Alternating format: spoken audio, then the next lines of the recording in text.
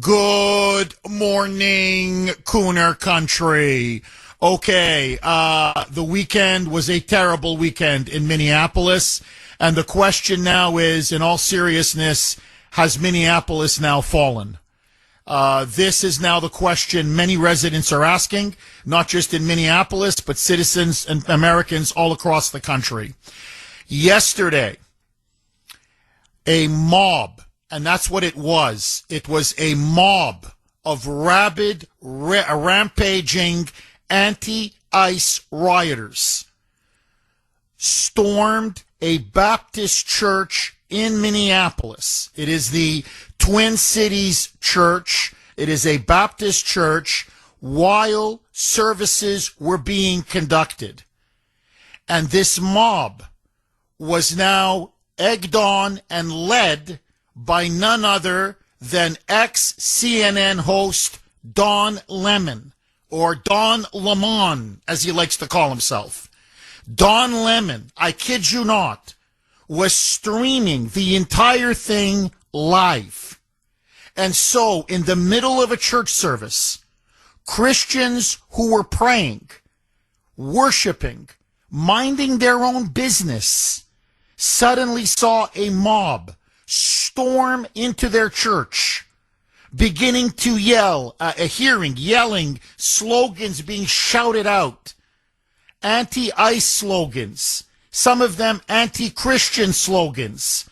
And they were there to demand that they wanted the lead pastor to confront them and basically apologize and bow to them because he's a supporter of ICE, and they allege, in fact, a closet member of ICE. Now, whether that's true or not, I don't know if he's a member of ICE. But this pastor clearly supports ICE, clearly supports securing our borders, and says, yes, we should deport violent, criminal, illegal aliens from our community. And for this thought crime, they are not allowing him anymore to be able to hold church services. And so many of the Christians, the worshipers, this is in Minneapolis, these are American citizens, were too terrified, too intimidated, too harassed and persecuted to be able to continue, because they just kept shouting and yelling and screaming, running up and down the church, going into the pews, that many of them frightened for themselves, frightened for their children, frightened for their families, fearing that they could be assaulted, they could be attacked, they could be burned alive. They then fled the church. So what we have now is open anti-Christian persecution, open anti-Christian bigotry. It's all caught on tape. There's no disputing this. It's all been, Don Lemon videotaped it and said the Constitution supports this. I swear to you that the First Amendment allows you to go in there and violate the fundamental civil rights of Christians. By the way, what they did was illegal. It's criminal trespass. And, as I'm going to talk about a bit later, it violates the FACE Act.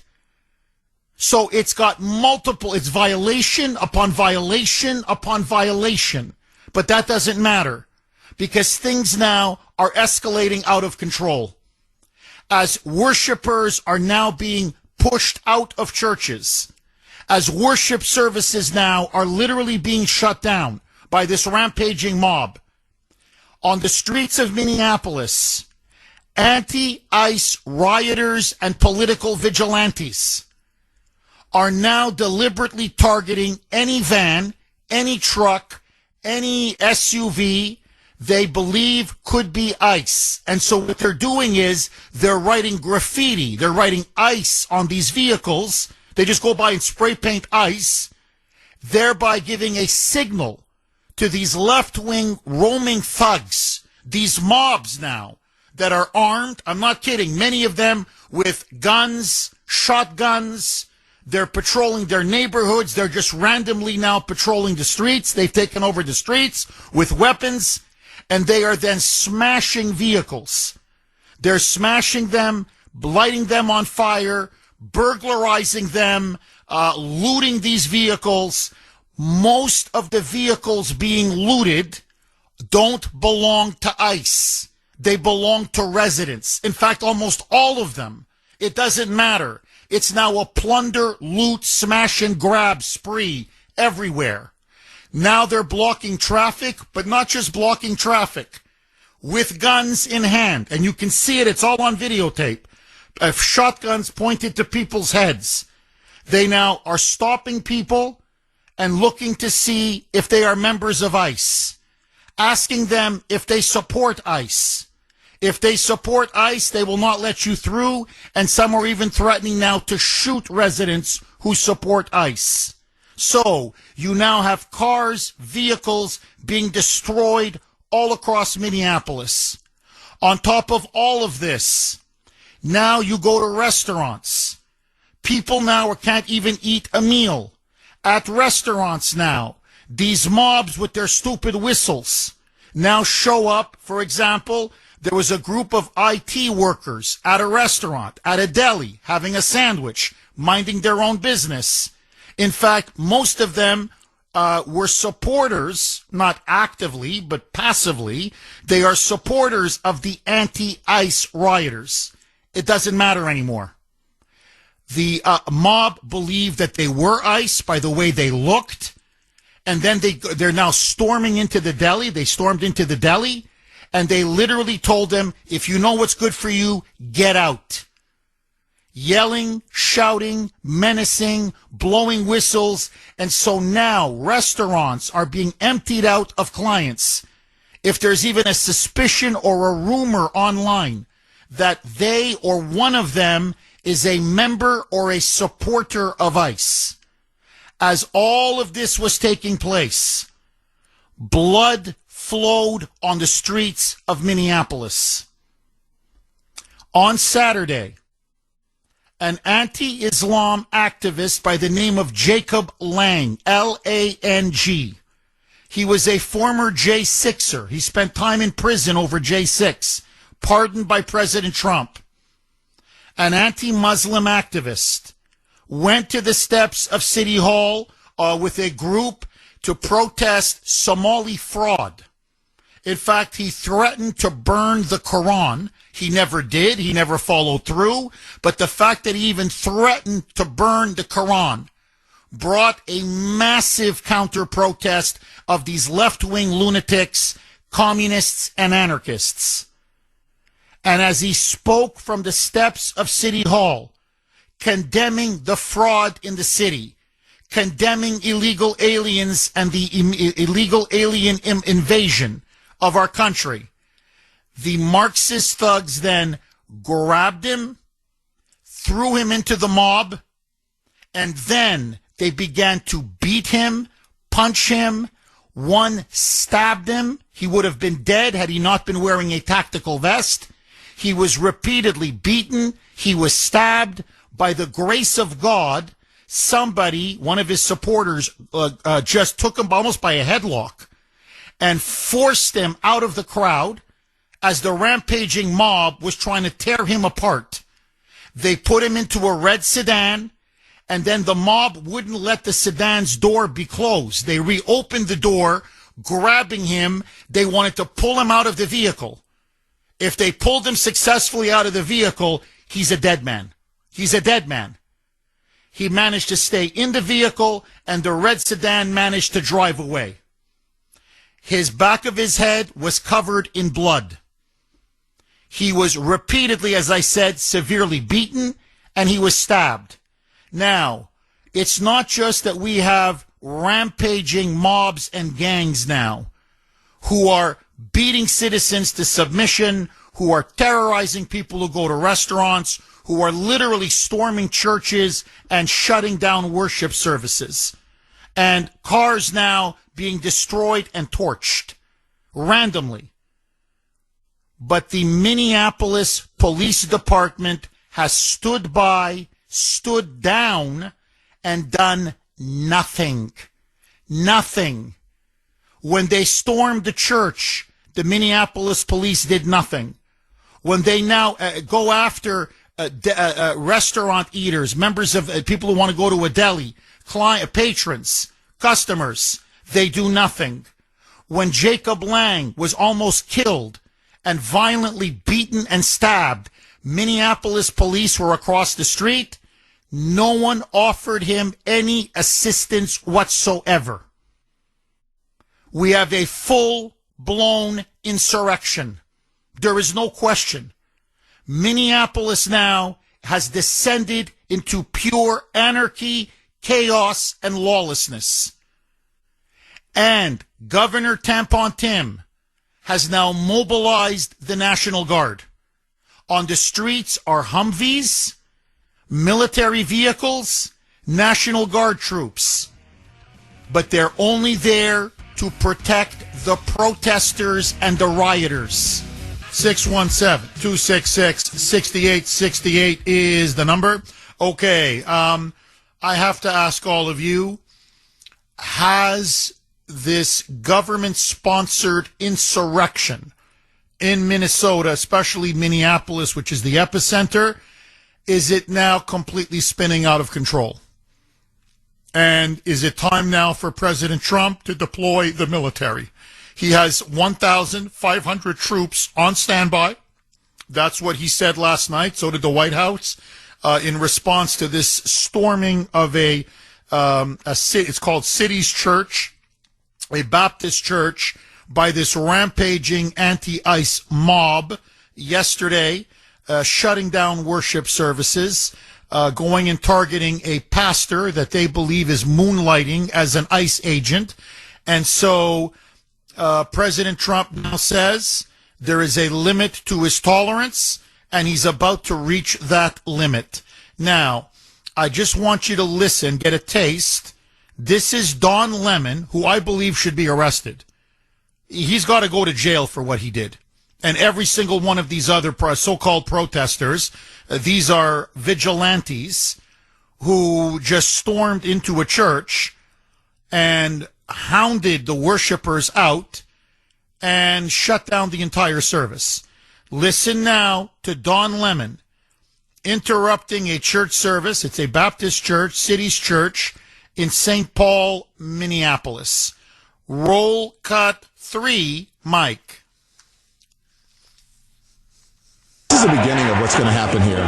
When you violate people's due process, when you pull people off the street and you start dragging them and hurting them and not abiding by the Constitution, when you start doing all of that, people get upset and angry. And if you remember what the Civil Rights Movement was about, the Civil Rights Movement was about these very kinds of protests. And for some reason, in our modern era, people think that in order to have protests, you got to be, cordoned off to a certain area and, what time you can protest.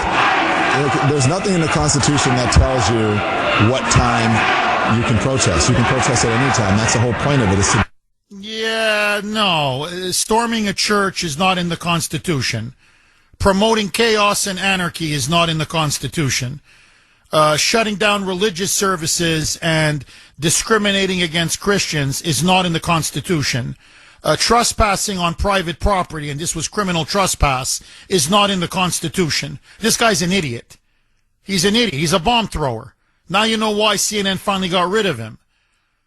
And by the way, to equate this to the civil rights movement, today is Martin Luther King Day. I mean, Martin Luther King Jr. must be spinning in his grave. This is disgusting.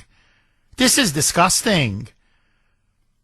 So you're going to equate, no, really, illegal aliens who have no business being in our country, in particular, violent, dangerous, convicted criminal illegal aliens, because that's who ICE is targeting in these operations.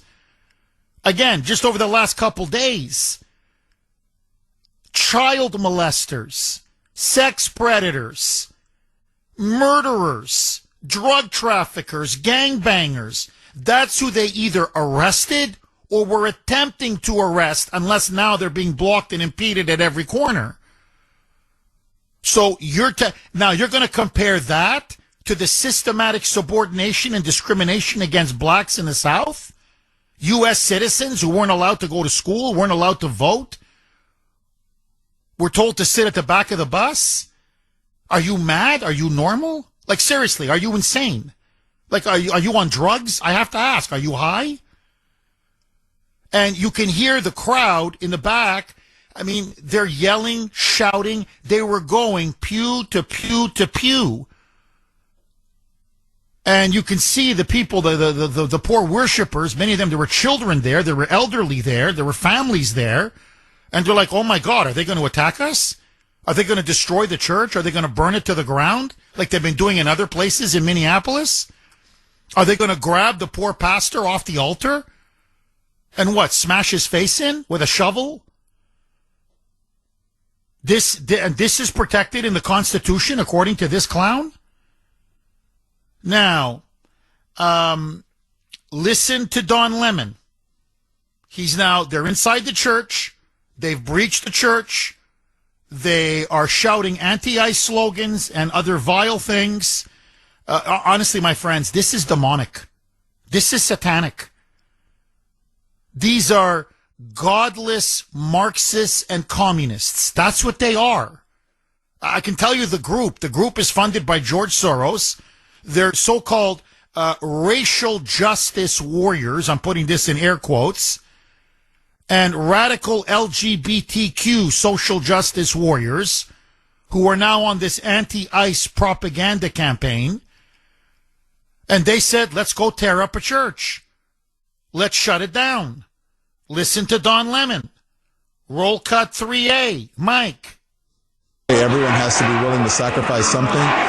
You have to make people uncomfortable in these times. If you see how uncomfortably and how harsh people are being treated on the streets, you have to be willing to go into places and disrupt and make people uncomfortable.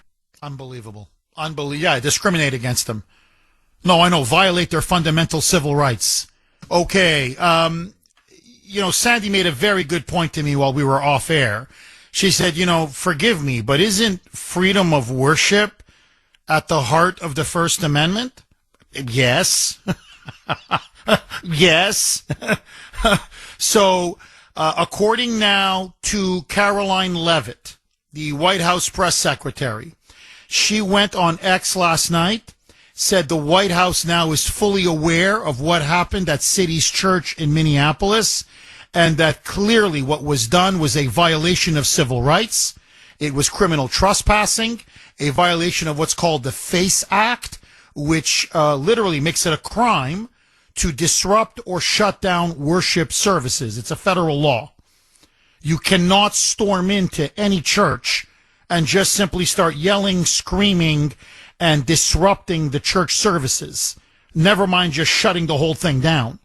So, Caroline Leavitt now says that President Trump has asked Pam Bondi, in fact, practically much ordered Pam Bondi, to launch an investigation.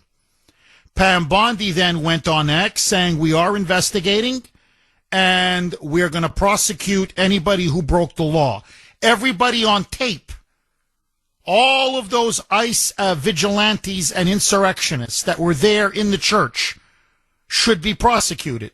They're all caught on tape. Don Lemon should be prosecuted.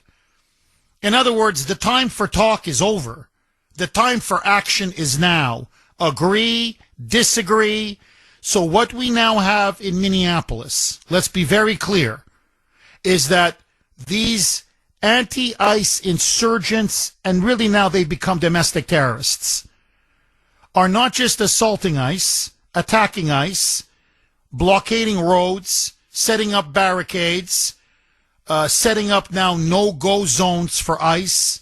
Many of them are walking around, as I said, armed with guns, shotguns, saying they're going to shoot ICE in the face if they show up in their neighborhoods. They are now monitoring traffic, making traffic stops on their own, looking to see if there are ICE agents there or if people support ICE. I want you to listen. This is what's happening now at delis and restaurants. So, this is a group of IT tech workers. They're at a deli in Minneapolis. They're trying to have lunch. And apparently there's a rumor on social media that either they're ICE agents or several of them are ICE agents. Now, this is not true. They're tech workers. In fact, I believe at least one of them in the confrontation says, hey, I support you guys protesting ICE. He's not active. He's not a protester himself. But he says, no, I don't want ICE in Minneapolis either. I'm a moonbat. I back Fry. I back Waltz. It doesn't matter now. The revolution is starting to devour its own. Listen now to these tech workers forced out of the deli as they came in, blowing whistles, yelling, screaming, shouting at them. You're not allowed to have lunch if you're just even suspected of being ICE or an ICE sympathizer. You're out. No pastrami sandwich for you. Roll cut 5, Mike. We do custom apps for a whole bunch of companies around Minnesota and the country. Why are you filming us? Because you're filming us. Here.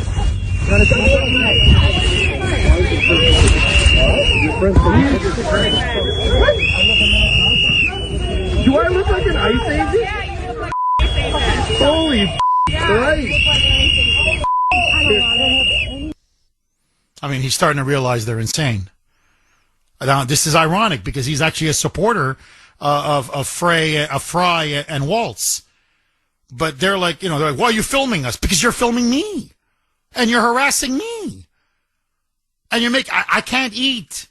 Why can't I eat? Why can't I have my lunch in peace? He even gives the company he works for.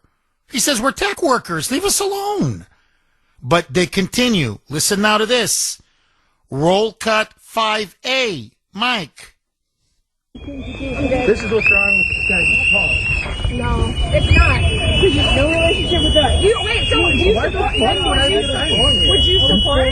Support what? The way you guys are acting? You support ICE. Oh, okay. Yeah. The way you guys are, I don't support ICE either. Move like a ride away. Then why do you care? Then you should say. I'm just trying to enjoy my lunch.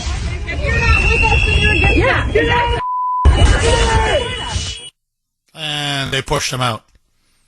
I mean, it got physical. It got very physical. And he says, I'm not a supporter of ICE. I'm not a supporter of ICE. And they're like, you're either with us or you're against us. I mean, these people are crazy. And you can see it. It starts to dawn on him. These people are lunatics. They're crazy. They're rabid, rampaging mobs that are now out of control. It's like in Stalin's Russia. You just suspect someone of being against the regime. Just a suspicion, and that's it. You're done. You're over. Now, by the way, whether he supports ICE or not is irrelevant. That's none of their business. This is still a free country. You can support whatever you want. You can believe in whatever you want. The fact is, I'm sorry, you have a right to enjoy your lunch at a restaurant, in this case a deli, a delicatessen, in peace. And instead they are going, and it's not the first one. I'm not just giving you one. It's restaurant after restaurant, deli after deli. By the way, now they're going into hotel after hotel after hotel hunting for ICE agents. Now, there's got to be a certain point. I'm sorry. And by the way, with the full complicity and support of Tampon Tim and Minneapolis Mayor Jacob Fry. And all they keep saying, and now their strategy is becoming obvious. Everything will be fine if ICE just leaves. It's blackmail. It's just blackmail. It's just basically what they're saying is we're going to destroy our city and we're going to make life miserable and hell for everybody. Until Trump cries uncle. Until ICE cries uncle and leaves. Again, if this is not black letter insurrection, I don't know what is. Now, I'm telling you, you take this to the bank. They want more dead bodies. The plan now is obvious. Renee Good, because it was caught on tape, it was a legitimate self-defense. The country saw it. So no matter how much they try to exploit it, politicize it, lie about it, give disinformation about it, it's just not taken off in other places the way it is, the way George Floyd's death did. She's just not the martyr they were looking for. So what they want now is they want more shootings, more deaths, and they're trying to provoke it. And they're going to get it. Because the police are gone. The police are, they've pulled back with Waltz's Humvees backing them, and they're there to impede ICE. They're not there to provide any public safety or restore law and order. So it's anarchy now. Minneapolis is in a state of complete and utter anarchy. And Pam Bondi, I don't know where the hell. I guess she's getting. Apparently, she's going to be on Fox. I'm not kidding. Apparently, she's going to be on Fox sometime this morning. Fox is so. I guess she's going to do another freaking hit on Fox News. Like that's all this woman does. 617-266-6868. Derek in Brighton. You're going to kick us off, Derek. Thanks for holding and welcome. All right, hold on. We're having some technical issues. Derek, we're going to get to you. Just hang on to all of the callers. Okay, as Mike fixes the technical issues, Derek in Brighton. Thanks for holding, Derek, and welcome. How you doing, Jeff? I don't understand what's keeping Trump from enacting the, the Insurrection Act or something? That's right, the Insurrection Act. Insurrection Act. I mean, why is he dealing with Greenland and dealing with all these other issues instead of focusing on domestic problems right here in this country? I mean, you got Pam Bondi. She's not doing anything. He has to poke and prod her in order to, see, these people who went into this, the Catholic Church, protesting, frightening the parishioners there. What good is she?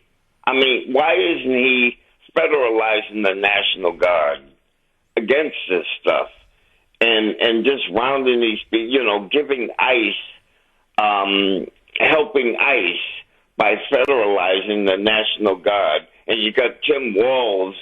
He's there to protect the protesters instead of protecting the people, the citizens there. And the local police are standing down, doing nothing. I mean, the state has descended almost into anarchy. Derek, I got to tell you, I don't have an answer for you. I don't. I know Trump's people are listening. They know my position on the issue. I made it very clear last week.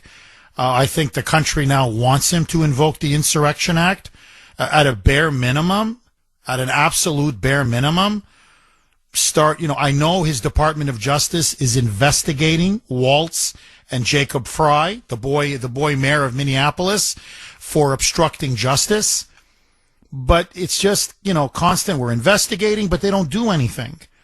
So at a bare minimum, issue at least arrest warrants for Fry and Waltz, bare minimum.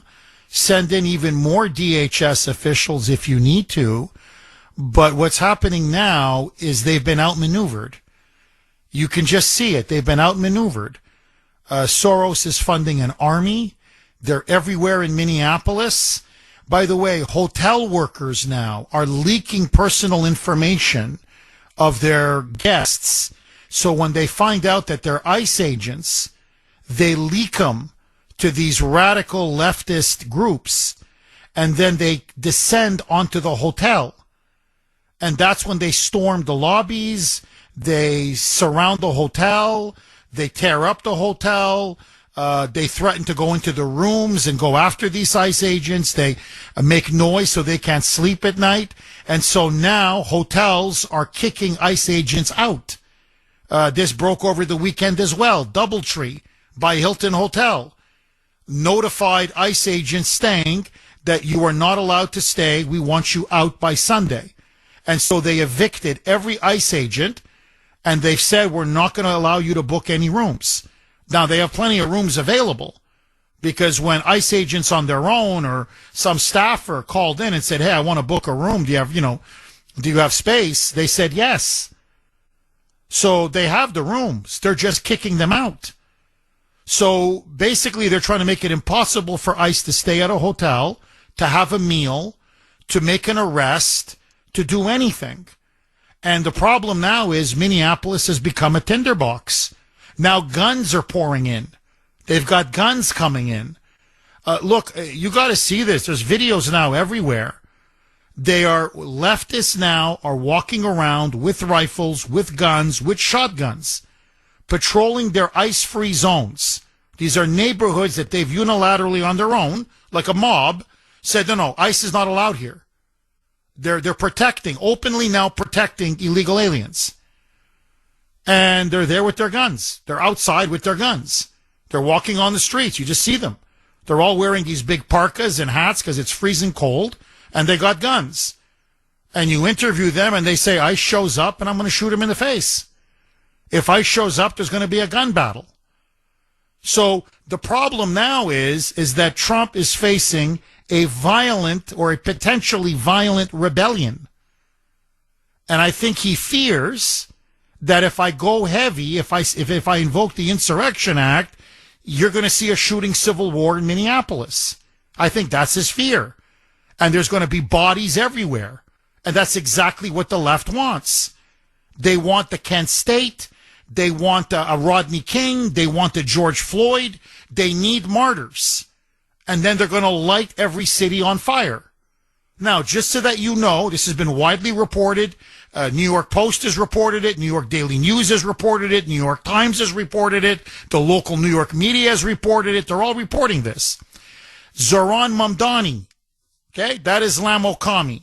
Mamdani is now making his move because now it's a vacuum. And we've been saying this for a while. The longer you wait, the greater the chances this is going to spread like a cancer. Well, apparently the Democratic Socialists of America are now mobilizing and sending in 4,000 shock troops. Their words. Shock troops are their words, not mine. 4,000 shock troops. Anti-ICE shock troops. And they say with the full support of Mamdani, they are now going to replicate Minneapolis. So they are going to go out onto the streets. They're there now to block and impede ICE. They're there to assault ICE. They're there to blockade and block roads. They're going to start arming themselves. They're going to start attacking ICE agents, assaulting ICE agents, and now they want to create no ICE-free zones, no-go zones for ICE. So this insurgency, this insurrection, is now beginning to spread. It's spreading from the Midwest. It's now going into the Northeast, into New York, and apparently now Wu, Marxist Michelle, forgive me, Michelle Wu, Michelle Wu, Mayor Michelle Wu, came out and called ICE Nazis over the weekend, saying that these are Nazis, these are Gestapos, this is, her words, an occupation, and that they now stand in solidarity with Minneapolis, Minnesota, and the insurgents and insurrectionists there. So you're starting to see a confederacy of insurrectionists now in city after city, state after state.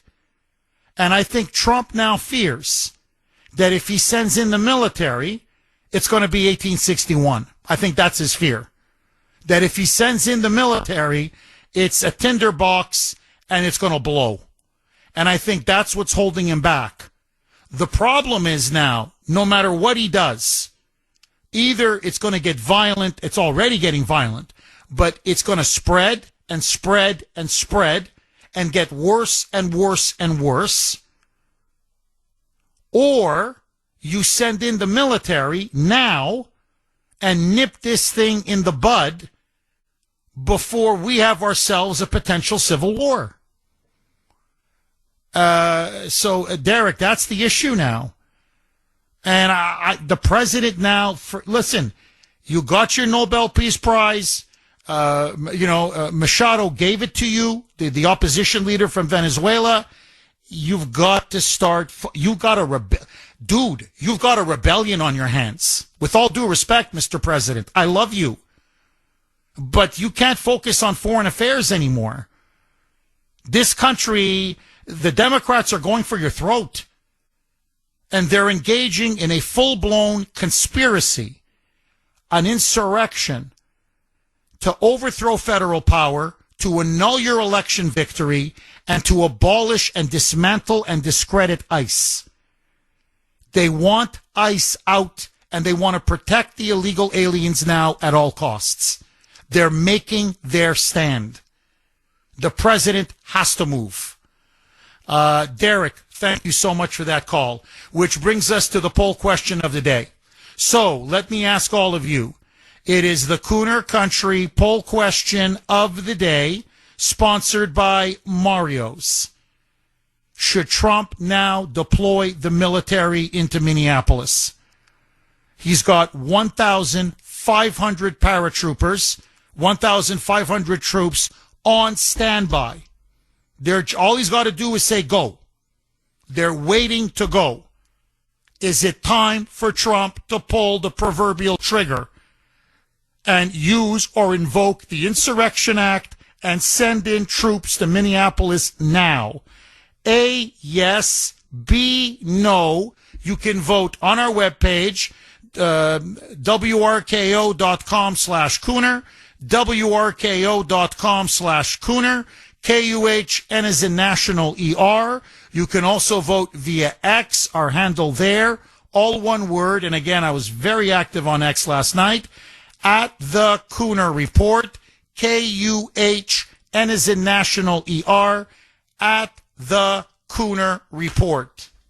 Michael in Woburn. Thanks for holding, Michael, and welcome. Thank you very much. Hey, so over the weekend, I subscribed to a news podcast called The Pour Over.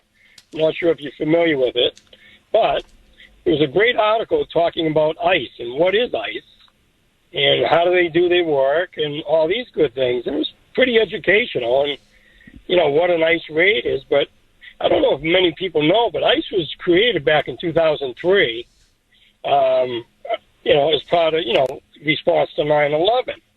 So, what I'm thinking is a solution would be pull ICE out of all these sanctuary states and cities, let them go do what they want to do, but cut off all federal funding to the states and the cities and let them feel the pain. Because all these people who are out protesting, and at least in Massachusetts, cities like Ipswich and Newburyport, all these wealthy white people, they're feeling no pain. So they need to feel pain to change their attitudes towards ICE and the illegal immigrants. All these signs say immigrants, but they don't say illegal first.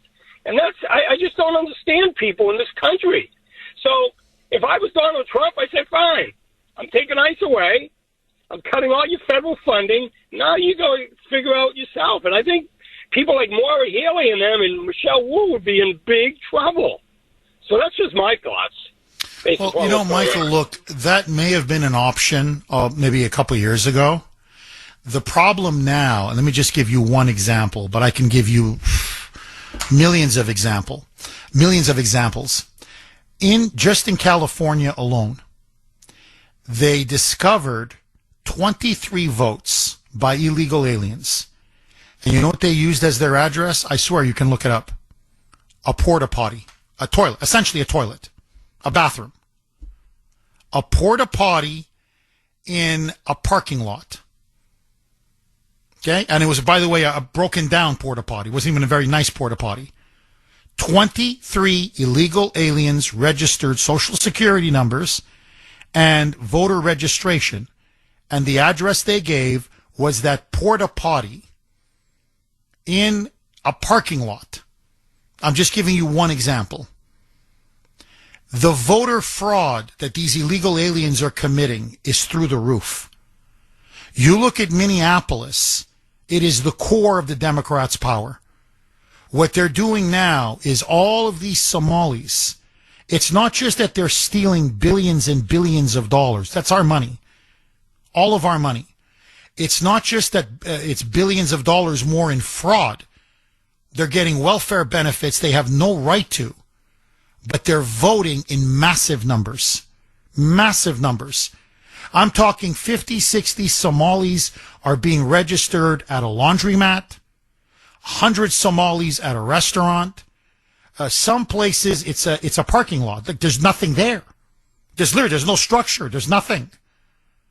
So that changes the representation for Congress. That changes the Electoral College, because everything is weighed by population. That changes in the amount of federal money that they're entitled to, whether Trump cuts funds or not. They get all kinds of, Medicaid is automatic. Medicare is automatic. Social Security is automatic. Food stamps are automatic. They're just stealing this now.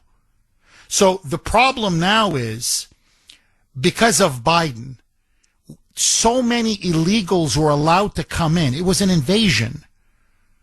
That's why Trump said we've got no choice but to get rid of them. If we don't, it will financially bankrupt us. And furthermore, the Democrats will steal election after election after election.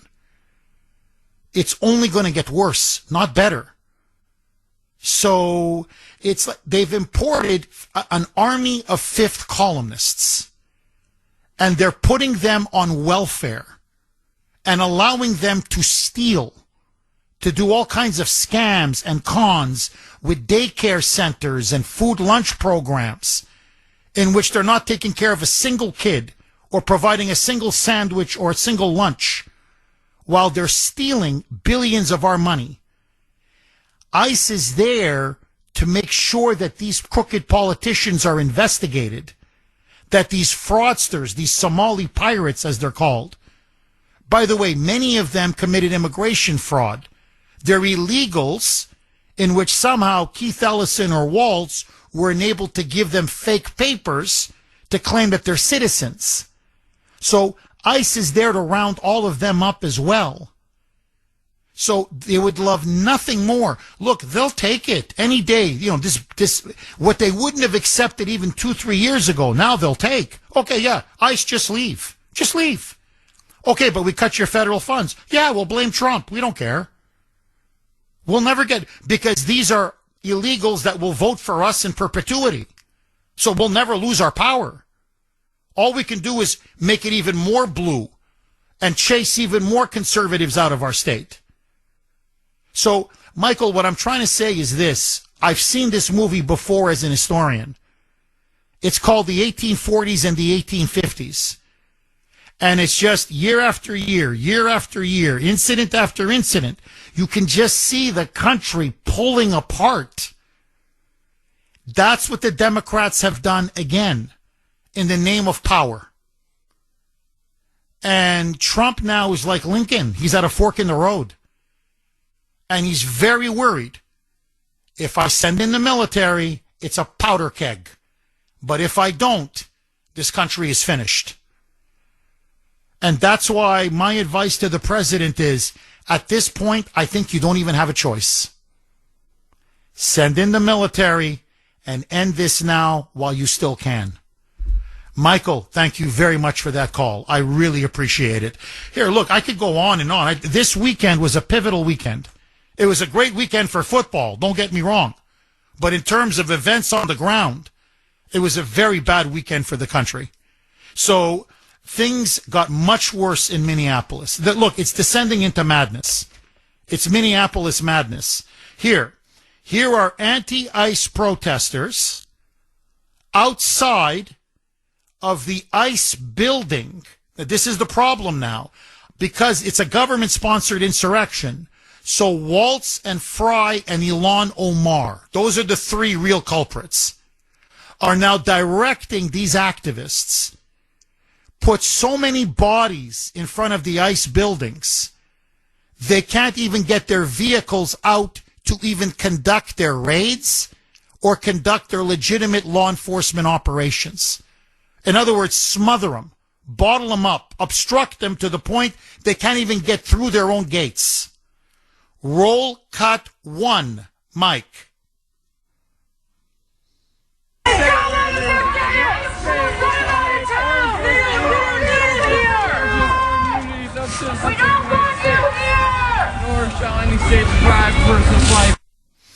And so what happened was they have no choice, but ICE, and they're using the tactic of what Renee Good did. It's not just their bodies, but they're putting cars, vehicles, trucks right there on the road so they can't get out of their own, their own headquarters. So what ICE had to do is they literally commandeered a truck blocking the road outside of that federal building in Minneapolis. Now, these protesters are trying to create a shooting incident. That's what they're trying to do. Maximum pressure. Listen now, these ICE agents are just trying to get the vehicle off the road so they can get their people through. Now, by the way, they were on their way to arrest a child molester. Literally, a convicted illegal alien child molester. Okay? Roll cut 1A, Mike. Get on the road! Flag off the bitch!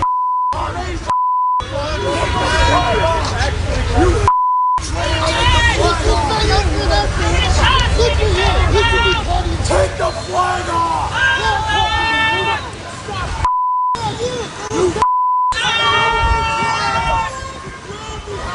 Where are you going?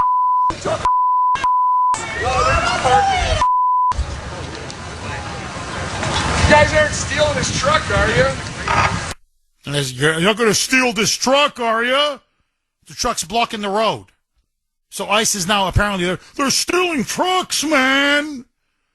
They were swearing at ICE, throwing objects at ICE, obstructing ICE. And then so they finally removed the truck.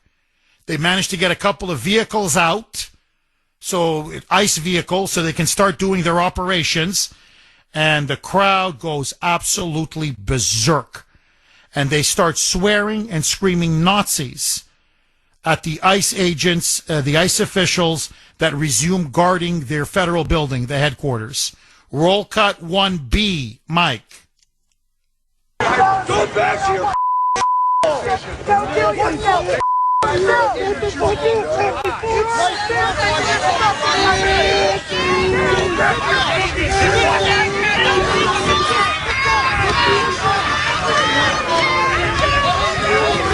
bedlam. It's bedlam.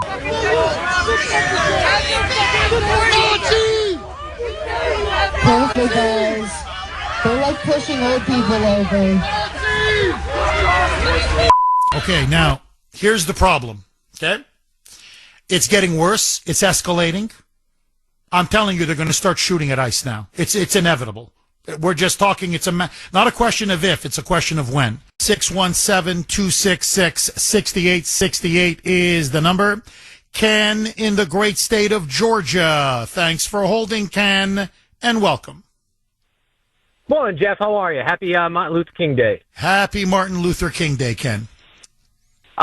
Just calling just to see what if President Trump did fire Pam Bondi. Do you think he could get an attorney general through Senate? Well, he'd have to, right? And yeah, I mean, look, we still have a majority in the Senate. Trump still has a lot of influence with most of these senators. I think it can be done. It has to be done. I've never seen something like this, such passivity, such weakness when the country is starting to unravel, Ken. I mean, look, I'm not saying it's, we're going to have a civil war tomorrow. No, far from it. But it's getting bad. I mean, there's no other way to put it. You have anarchy and lawlessness in Minneapolis. You have Mamdani rising now in New York City. He's now going to put 4,000 of his so-called shock troops to obstruct and impede ICE. You have Michelle Wu now saying she stands with Minnesota. She wants to drive ICE out of Boston. I mean, it's going now city after city after city after city. And you now have, here, I can play you Gavin Newsom. Newsom is now saying that Trump wants a civil war, his words, literally his words, in the name of white supremacy. And that California now is not going to abide by federal immigration laws. So California says no. We're not going to abide by federal immigration law. Period. And they're going to do everything in their power now to literally drive ICE out of the Golden State. You have Minnesota now is suing Trump and the federal government, demanding that ICE be forced to leave Minnesota completely.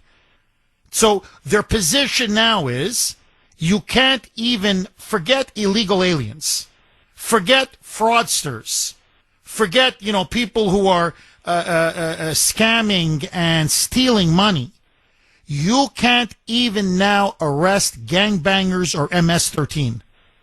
You can't even arrest convicted sex predators, murderers and rapists. You can't. That's how extreme and radical the Democrats have become. And they're suing Trump to force him out of Minnesota and to force federal law enforcement out of Minnesota. I mean, if this is not an insurrection, if this is not a rebellion. Oh, it is. Honestly, Ken, I don't know what is. So, he needs an attorney general who, by the way, that's what Lincoln had. That's what you need in a time of crisis. You've got to have an attorney general that is not afraid of controversy, that is not afraid to be hated by the media, because the media is helping to incite this. And you've got to make arrests. And in this case, it's got to be not just, on the ground. It's got to be people like Fry and Waltz. I don't, at a minimum, it's got to be Don Lemon. I mean, the guy's on tape. And he says, here we are. We just broke into the church. It's our right to break into the church. No, we're going to disrupt the services. No, we're going to shut it down.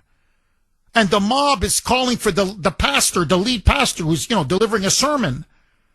And they're saying, get your ass down here or we're going to grab you. We're going to grab you forcibly from the altar. And they're patrolling now the pews of the church and shouting and screaming. Ken, don't take my word for it. Marxist guerrillas did this in Latin America. Communists did this in Eastern Europe. They would just storm a church and then just start shouting communist slogans and just get out. So you harass them, you persecute them, you terrorize them, and that's it. You've just, you've ended mass. Is this America or is this Venezuela? And all we get is, by the way, to even get to this point of a statement from the White House, you had to have social media influencers like me, and I'm not taking credit, people with a much bigger following than me. They're like, have you seen this? Have you seen the video? Have you seen what they're doing? Is the Attorney General going to do something? Is she going to arrest anybody? It's almost like, hello, where is she? Now, this is not in, Palookaville, Washington State. I'm not making fun of Palookaville or Washington State. What I'm saying is, this wasn't some incident that, whoa, what happened? This is in Minneapolis. It's ground zero of the biggest news story in the world. The media is there. Everybody's there. The world is there. And this happened yesterday morning. And there's no response from the DOJ, no response from Pam Bondi, unless on social media people are like, what's she waiting for? What's she waiting for? Are you guys going to do something? What's going on? And it's like 12 hours of being pummeled on social media until Caroline Levitt comes out on X. I can read to you her statement. It was an excellent statement. But basically saying, no, we know about it and we've told Pam Bondi to do something. And then she comes out with this stupid, you got to read it. We are investigating, and any violations of the federal law will be prosecuted. This vanilla, banal statement. Like, basically, did you, what was she at the salon? No, really. Was she getting a mani and a pedi? Was she getting a massage? Was she getting her facial? I'm not kidding. It's like, what? I've got Fox News tomorrow. Why are you bothering me? Okay, this cut sums it all up. Okay, it sums the whole thing up. The madness now, the anarchy that's descended on Minneapolis, the insanity of everything that's now taking place. And, I just have to say this. I don't know on what planet, but you see it. You see it when Ilhan Omar is interviewed, Jacob Fry, the boy mayor of Minneapolis. He was on all the talk shows on Sunday. Waltz. It doesn't matter. This sense that they're on the right side of history. Don Lemon, when they stormed that church yesterday morning, City's Church, which is a Baptist church, literally disrupting, shutting down worship services, harassing, intimidating worshipers, forcing them out, forcing the poor pastor to end the service and end his sermon. And he was beside himself saying, why are you doing this? This is a house of God. You don't have the right to disrupt the worship service. People are here to pray. And they just shouted him down. And Don Lemon is lecturing him, saying this is like the civil rights movement. You don't have the right to free speech. Or, we have the right to basically, shut down a church. Okay, so this sense that they're on the right side of history, that they're the good guys in all this, and that somehow ICE are the villains, and Trump is the villain. And really, what's playing out in their minds, in their feverish minds, is this is like fighting the Nazis all over again. Like they're waging partisan warfare, in the forests of, Poland or Russia, or like the French resistance or whatever, that they're like, behind Nazi lines. And they're fighting the SS, the stormtroopers. Okay, these people they're so crazy and unhinged, it's not even funny. But here it is. They're out on a raid. Literally, okay? Not as a line or for drama, for dramatic reasons. They're trying to catch a child molester, a convicted sexual predator who has raped several girls under the age of 12, convicted. I forget if it's the person's from Somalia or Laos, but it's from some third world hellhole, and the person came in illegally, and there's now a detainer. And they're out to get him. They have to find this guy. Because he could be, raping someone soon. It could be your child, my child, anybody's child. So, the media is there harassing them. The protesters are there blocking him. And then when they're finally forced to, let him pass, they're honking, swearing, whistling, harassing him. And then he just stops the car. The ICE officers had enough. He stops the car and he rolls down his window. And he asks them a question, he's in disbelief. And this is what he asks these anti-ICE this anti-ICE mob and these anti-ICE rioters and vigilantes. Roll cut 6, Mike. Reporting, we're here to arrest a child sex offender. And you guys are out here honking. No, we're pressed. No, we're not. That vehicle right there is honking and impeding our investigations while we're trying to arrest a child sex offender. That's who you guys are protecting. insane. That's what we're doing. Okay? They whistle and they honk. Like, in other words, to warn the illegals, ICE is here, run, get away, get away, get away. Da, da, da, da. Or, you know, they're blowing their whistles. Woo, woo, woo, woo. And, you know, here, heads up, get out, get out, get out, get out, escape, escape, escape. And he just, but it's not, it's his eyes, it's everything. He rolls down his window and it's like, I don't know what to say. Why? You want them in your community? You want this guy? Like what? You don't have children? You want him to potentially molest and rape other kids? You want a convicted sex offender in your neighborhood? That's what you want? And somehow you think you're on the right side of history? What, God now is in favor of molesting and raping children? Are you people that sick?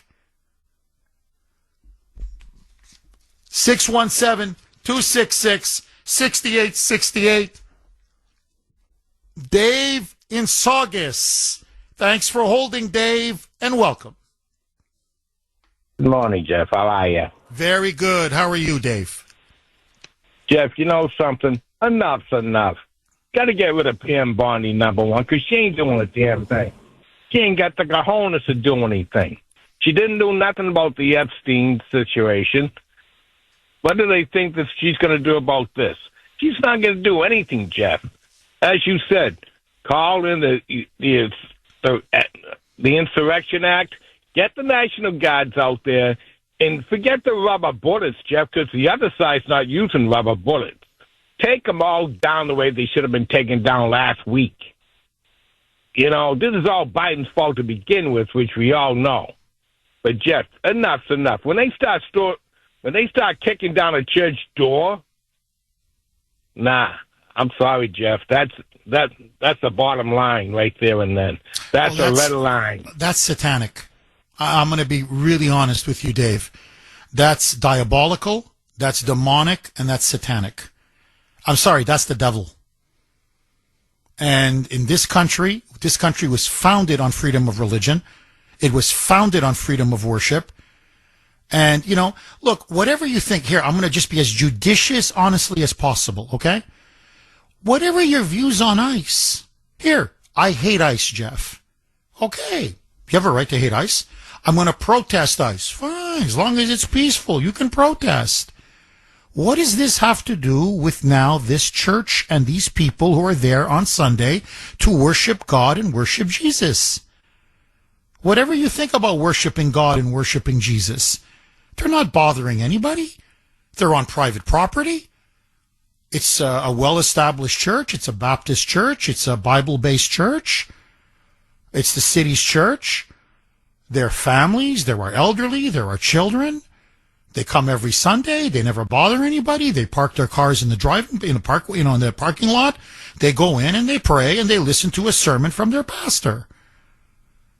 Now, if the pastor happens to be pro-ICE, that's his right. Now, his name, just so that you know, the lead pastor, he wasn't there. It was another pastor that was giving the sermon, and the poor man had the whole service shut down. But the lead pastor that they're gunning for, and I think gunning is the right word, his name is Pastor David Eastwood. Okay, that's widely reported. Eastwood. Apparently, there is an ICE agent that's working in Minneapolis with the same name. Now, we don't know if that's the same person. When I read the story, I'm like, well, David Eastwood David is a very common name, and Eastwood is a very common name. It'd be like, I don't know, Mike Johnson or Paul Johnson. You know, I'm just making it, but I'm just saying, well, there's a lot of Pauls and there's a lot of Johnsons. It's like Jeff Smith. I had 3 professors called Jeff Smith, except one spelt his Jeffrey with Geoffrey. The other 2 were like me, Jeffrey. So a little bit in the spelling. Jeffrey's a very common name, and Smith is an incredibly common name. So I'm just giving you, a pastor could be Jeffrey Smith, and there's an ICE agent named Jeffrey Smith, and believe me, they're 2 separate people. So what I'm saying is, they may even have the wrong guy. on top of it all, because it's a mob now. It's just a mob. I go back to the Delhi clip that I played. 5 tech workers are having lunch. Again, minding their own business. They're not doing anything. They're just eating ham and cheese and tuna sandwiches. They're tech workers. They even say in the confrontation later, no, hey, I'm against ICE. Like, what are you attacking us for? And all of a sudden, because they think they look like ICE, undercover ICE agents, they think, and some rumor on social media says that they're ICE, then all of a sudden they storm the restaurant, which they have no right to do, disrupt the lunches of everybody there, chase these 5, patrons out. They can't even eat their lunch, and then confront them and harass them on the street. Okay, to just give you a sense now of the hysteria, the panic porn, really now the irresponsible, reckless rhetoric being spewed by Democrat leaders, not just in Minnesota, not just in Minneapolis, but now across the entire country. As I said, it's an insurrection, it's a confederacy, and now it's spreading. Listen now to Gavin Newsom, governor of California, Uber Moonbat. Polls indicate now he is the front runner to be the Democratic presidential nominee in 2028. Listen now to Gavin saying what you're seeing in Minnesota is Trump wanting to foment, his words, a civil war in order to further white supremacy. Roll cut 17, Mike. In the ensuing months, we've seen BORTAC teams, people dressed up, tactical gear, Apache helicopters, descending the streets all across America, masked men, without providing identification, and we're in court on that. I was proud to sign the first anti-masking bill in this country. He is trying to stoke a civil war in this country. It is a disgrace what he's doing in Minneapolis. It is a disgrace what he's doing all across the United States of America, terrorizing communities. It is a disgrace what his Department of Homeland Security is putting out. No, the only disgrace is you for inviting and protecting now millions and millions of invaders, and for siding with illegals, criminal, violent, illegal aliens against your own country, against your own people, and against your own citizens. And if no one else has the guts to say it, I'm going to say it. You're a traitor. You Democrats were traitors in 1861, and now you're traitors again. And let me just make one last final point. ICE now, this phase of their operation, which is being obstructed and impeded at every turn in Minneapolis, they are putting a special focus on capturing child rapists and convicted child sex offenders. Okay, that's what they're really going after now. These are the same idiots that are blocking them, and the media that supports them, and the Democrats that back them, are the same ones over the Epstein files. They call Trump a pedophile protector. He's protecting of pedophiles. The only ones protecting pedophiles are you. Actual, real, convicted pedophiles, who, by the way, also happen to be illegal aliens, which means they shouldn't even be in our country to begin with. You phonies, you frauds, you. Kathleen in Florida, the Freedom State. Thanks for holding, Kathleen, and welcome. Thanks for taking my call. Actually, I'm from south of Boston, Massachusetts, but I'm down in Florida right now for the winter. My thoughts on this whole thing is this all started way back with the Obamas, actually the Clintons. If we have a civil war, we lost more people between the North and the South during that war than all the wars put together. Minnesota right now is a big hot spot. They want to welcome the illegal aliens, house them, feed them. We need to stop funding that state first. Maybe ICE should surround. I understand passions are running very high. Believe me, I've been using that word all weekend as well, but on the air I could get fined millions of dollars. Say bull crap, say BS. Trust me, we get it. But please don't, you can't say that profanity. Please, go ahead, Kathleen. But the BS that is going on there, give them what they want. Give the people, if they can't run out the Democrats that they have in office in that state, then let them live with what their beliefs are, and surround the state and go state to state as the next state happens. Give up all the federal funding to any of these states. Kathleen, I'm with you all the way. As I like to say, not 100%. I agree with you 1,000%. Let me ask you, Kathleen, because this is now what ICE is warning people, DHS, Kristi Noem, and I think Trump, that's why he's reluctant to, press that green button and, or give him the green light, I should say, or press the button for the, for the 1,500 U.S. military troops to be sent in. There's a setup. They're baiting ICE. They're trying to set up another violent incident, another shooting incident.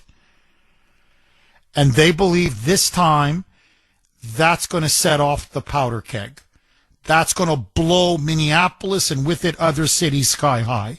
So they want to put so much pressure on ICE agents that eventually they'll be forced to use their gun in self-defense, and this will lead to another shooting, another fatal shooting, and then the activists are really going to go berserk. And so my question to you, does Trump and ICE, do they have to tread very carefully, or should they go hard and heavy as far as you're concerned? It's time to go hard and heavy. Yes, they are baiting, and they're going to always call Trump the dictator, the control freak, which he is not. He wants freedom for all the peoples of the United States of America, the American citizen, the taxpayers that are paying to help protect each and every individual in the United States, in any state, whether it's blue or red. It's not going to end until this.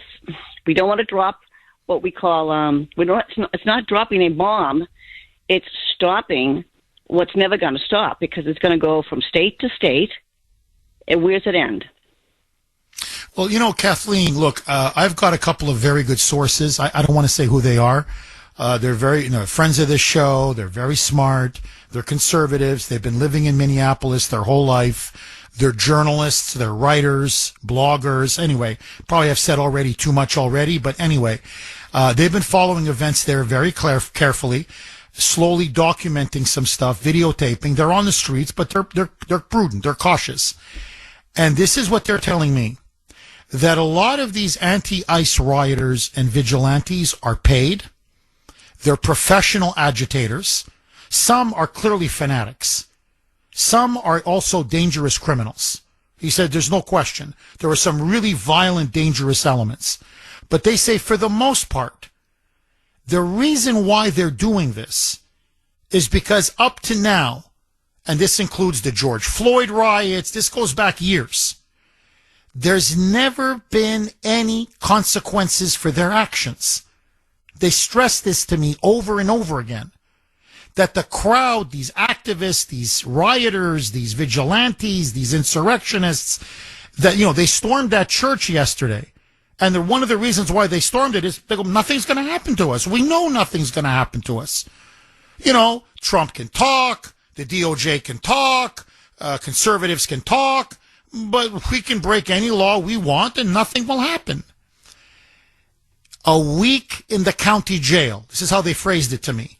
A week in the county jail, and you're going to see these protests die down almost overnight. That they've got to start making serious arrests, putting a lot of these agitators behind bars, let them pay a price. And then he said, believe me, Minneapolis will be safe. But so far, they're refusing to even arrest most of the rioters and agitators. And so I think that's the $64,000 question. Yes, they're still making arrests of some of these violent criminal illegals, despite all of this obstruction and opposition. But all those people blocking that ICE building, they should be arrested. All those people who stormed the church, they should be arrested. All those people that are going hotel to hotel, hunting for ICE agents and storming the lobby, they should be arrested. All those who are going into restaurants and, accusing people of being ICE agents and ruining their lunches and chasing them out, they should be arrested. And so you start putting several hundred people behind bars and the word gets out, you're going to be behind bars. And it's not going to be pleasant. And I think a lot of this will die out on its own. Am I wrong, Kathleen? I think if they were in any other country, they would never get away with this. I think when you put them in, you arrest them, you put them in overnight, they get arraigned, they back out in the street, it means nothing. Or you put them in there for a week. They're housed, they're fed, they're comfortable. You have to put them away, put them in some of these places where they're putting the illegal aliens. Don't let them out for a year. Hit them where it counts, because right now nothing's working. Kathleen, nothing for any. I would. Excellent call. You're dead on. By the way, no other country would tolerate this. What you're witnessing in Minneapolis, no other country. No other country. Literally, no other country. So put them behind bars, like they did with the J6ers. Put them behind bars, a year, 18 months, 2 years, whatever. Then all of a sudden, you know what? That $18 an hour, it doesn't look so good right now. I know it's overtime, bonus pay, blah, blah. It's still not worth it. Russ in Boston. Thanks for holding, Russ, and welcome. Hopefully, Jeff, we will overcome, being Martin Luther King Day. Hopefully we shall overcome. You know, what we are seeing is the enemy within is using useful idiots to continue changing the demographics of the United States of America. The enemy within is falsely villainizing ICE agents as they did to Vietnam vets. And never forget that. Never forget what they did to Vietnam vets. They're doing the same thing to ICE agents. They're as false as the day is long. The media and the scumbags in the Democratic Party. We patriotic Americans must win the midterms. Putting the Democrats back in power is like expecting arsonists to put out a fire. That's how stupid it would be to put them back in power. Last night on Mark Levin's show, he had Peter Schweitzer introducing his new book called The Invisible Coup. It's called, again, The Invisible Coup. This book tells a story in detail.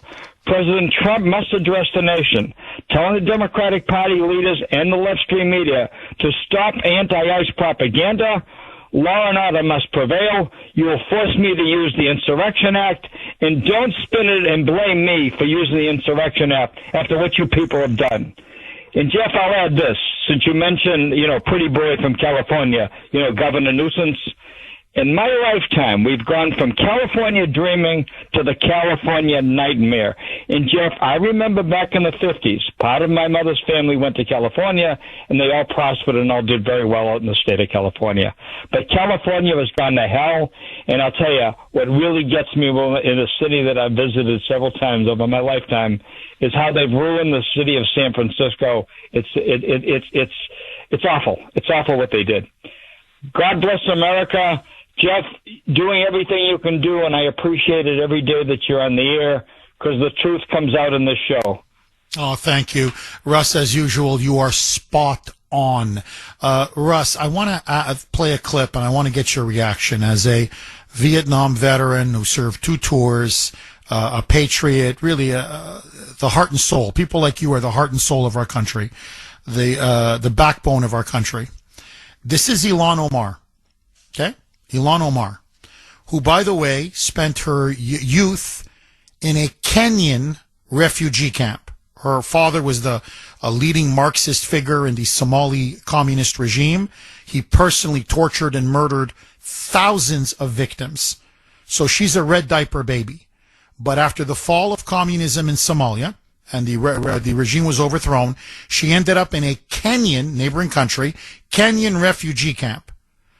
She now is worth over $30 million. $30 30 million. Okay? And she's gotten this wealth in the last 2 years. Sitting member of Congress. Mocked all those who died on 9/11. This is now what she said about the United States of America over the weekend. Listen now to this. This was in a House hearing. Roll cut 15. Mike. The one place where we thought we would never experience this is the U.S. goddamn states. The U.S. goddamn states. Russ, your reaction. First of all, Jeff, I'm sick and tired of letting these scumbags come into this country that don't want to assimilate. They come to this country to be the enemy within, to turn around and screw this country and drive it down the drain. There's no question about that, okay? And I see these stupid ignorance here, fools in Massachusetts, like these idiots that were protesting against ICE. How damn stupid you are, okay, to be sucked into propaganda. And seriously, Jeff, I've seen it too much in my adult life, how people are sucked into propaganda. They're too stupid to do any research on their own, okay? And they listen to the media as if they were the gospel, and they're nothing but full of crap every damn day, okay? And really, it is disgusting, okay? And I think of all the people that came to this country, including my grandparents, who came here, worked hard, assimilated, want to become part of the fabric of the United States. And yes, did they keep their traditions? But they also celebrated the American traditions too. But that's gone now. In that scumbag Democratic Party, they're responsible for all this, and they're accomplices in the media, okay? And I'll say one other thing. For many of these scumbag Democrats and those in the media, okay? I only have one question for you, okay? Are you red diaper droper babies? Did you get brainwashed by your stupid, ignorant parents? Or did you get brainwashed in college? Because you got brainwashed somewhere because you're politically stupid. Thank you so much for that call. Russ, I agreed with every single word. This woman is not just an ingrate. She's disgusting. She's narcissistic. She's mendacious. She's a liar. By the way, she's a thief. And, she's been stealing. She came to this country to screw us, to steal from us. And by the way, her loyalty, and she even says it to this day, is to Somalia. You can't make this stuff up. And now, this is how you refer to us, as the U.S. goddamn states here. Mike, please play it again, because I don't want people to say I'm putting words in her mouth. Roll cut 15, play it again, Mike. The one place where we thought we would never experience this is the U.S. goddamn states. Strip this fraud of her citizenship. She committed immigration fraud to get into this country. She's illegitimate. She committed marriage fraud. She married her brother, for God's sake. And now she's worth over $13 million. And by the way, finally someone's investigating. Kuhner from the Oversight Committee says, how do you make over $30 million in 2 years? 2 years ago, you know what her net worth was? Zero. Net worth zero. She's now worth $32 million and counting. Well, I'm sorry, what did you win the lottery? So it's obvious she and her corrupt husband, who's a Democrat, very well politically connected, were involved in the Somali fraud scandal. And I don't know if it's through kickbacks or through contracts or whatever. Because remember, she's the one who authored the legislation and then defended it and advocated it that brought in billions of dollars to these Somali daycare centers, or Somali-run daycare centers in Minneapolis and Minnesota, where it turns out they were stealing hundreds of millions of dollars. Out-and-out theft. Where you knock on the door, there's nobody there. It's supposed to be a daycare center. Another one, I'm telling you, it's a laundromat.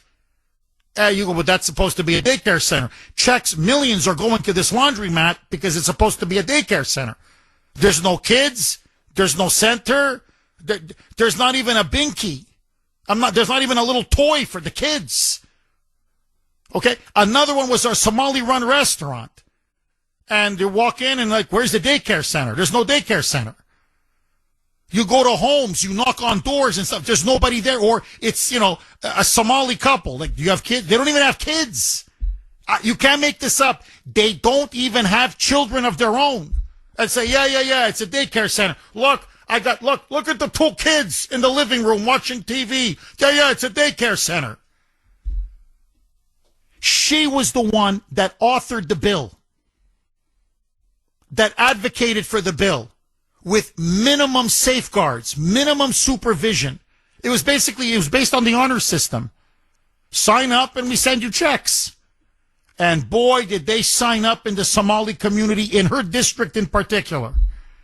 All, by the way, with the full knowledge of Fry and Waltz and Keith Ellison, who was caught on tape, telling these Somali fraudsters, I'm not going to do anything. No one's going to touch you. No one's going to prosecute you. But hey, make sure to write those campaign checks to me, okay? In other words, I scratch you, you scratch me.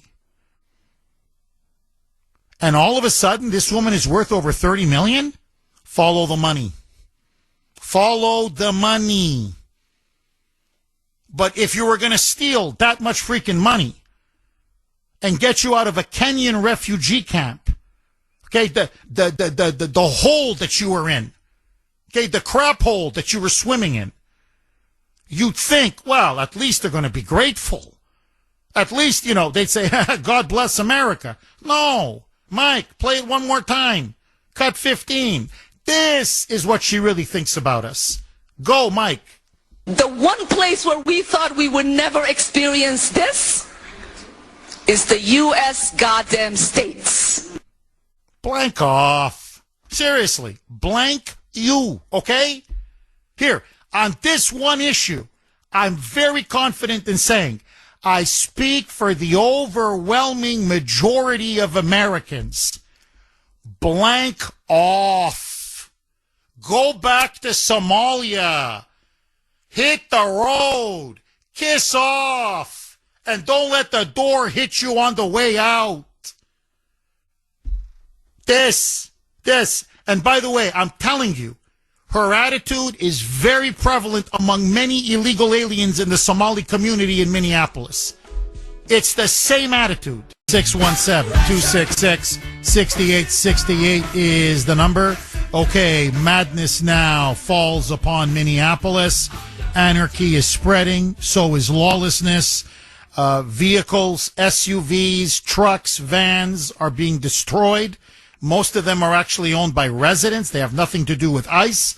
But now there is a climate of hysteria and fear, really almost of terror, in which rampaging mobs are now just going through the streets of Minneapolis, and they write ICE on certain vehicles, suspecting they belong to ICE. Most of them do not. And then left-wing thugs smash them, burn them, burglarize them, steal from them, you name it. And they're now targeting businesses. They're chasing customers out of restaurants on the suspicion that they could be ICE agents, even though they're not, or many of them are not ICE agents. There is now a climate of fear that is gripping the entire city. Hotels now are petrified that they will be targeted next, as these mobs now go hotel to hotel hunting for ICE agents. Meanwhile, you are seeing now vigilantism break out. Guns, many of these residents, left-wing, anti-ICE, pro-Waltz, pro-Fry residents are now with guns patrolling their streets and sidewalks, saying that these neighborhoods and streets are now no-go zones for ICE. That if ICE appears to arrest an illegal, they will shoot the ICE agent, their words, in the face. Minneapolis police are standing by and doing nothing. The latest atrocity, yesterday, a mob of anti-ICE rioters stormed a church, a city's church in Minneapolis. It's a Baptist church. They disrupted worship services in the middle of the service. In fact, shouted down the pastor. They shouted anti-ICE slogans, pro-Waltz, pro-Fry, pro-illegal alien slogans, and they chased the worshipers out of the church, including the pastor. And by the way, a gross violation of civil rights law, a violation of the FACE Act, criminal trespassing. I could go on and on. So now they are going church to church to church. If they suspect that the pastor is sympathetic to ICE or the worshipers are pro-ICE, they are now not going to allow you to worship in Minneapolis. And the police stood down. Finally, an anti-Islam activist, a former J6er, pardoned by Trump, held a rally on the steps of the Minneapolis City Hall building, in which he threatened to burn a Quran. He didn't. He did not follow through on that.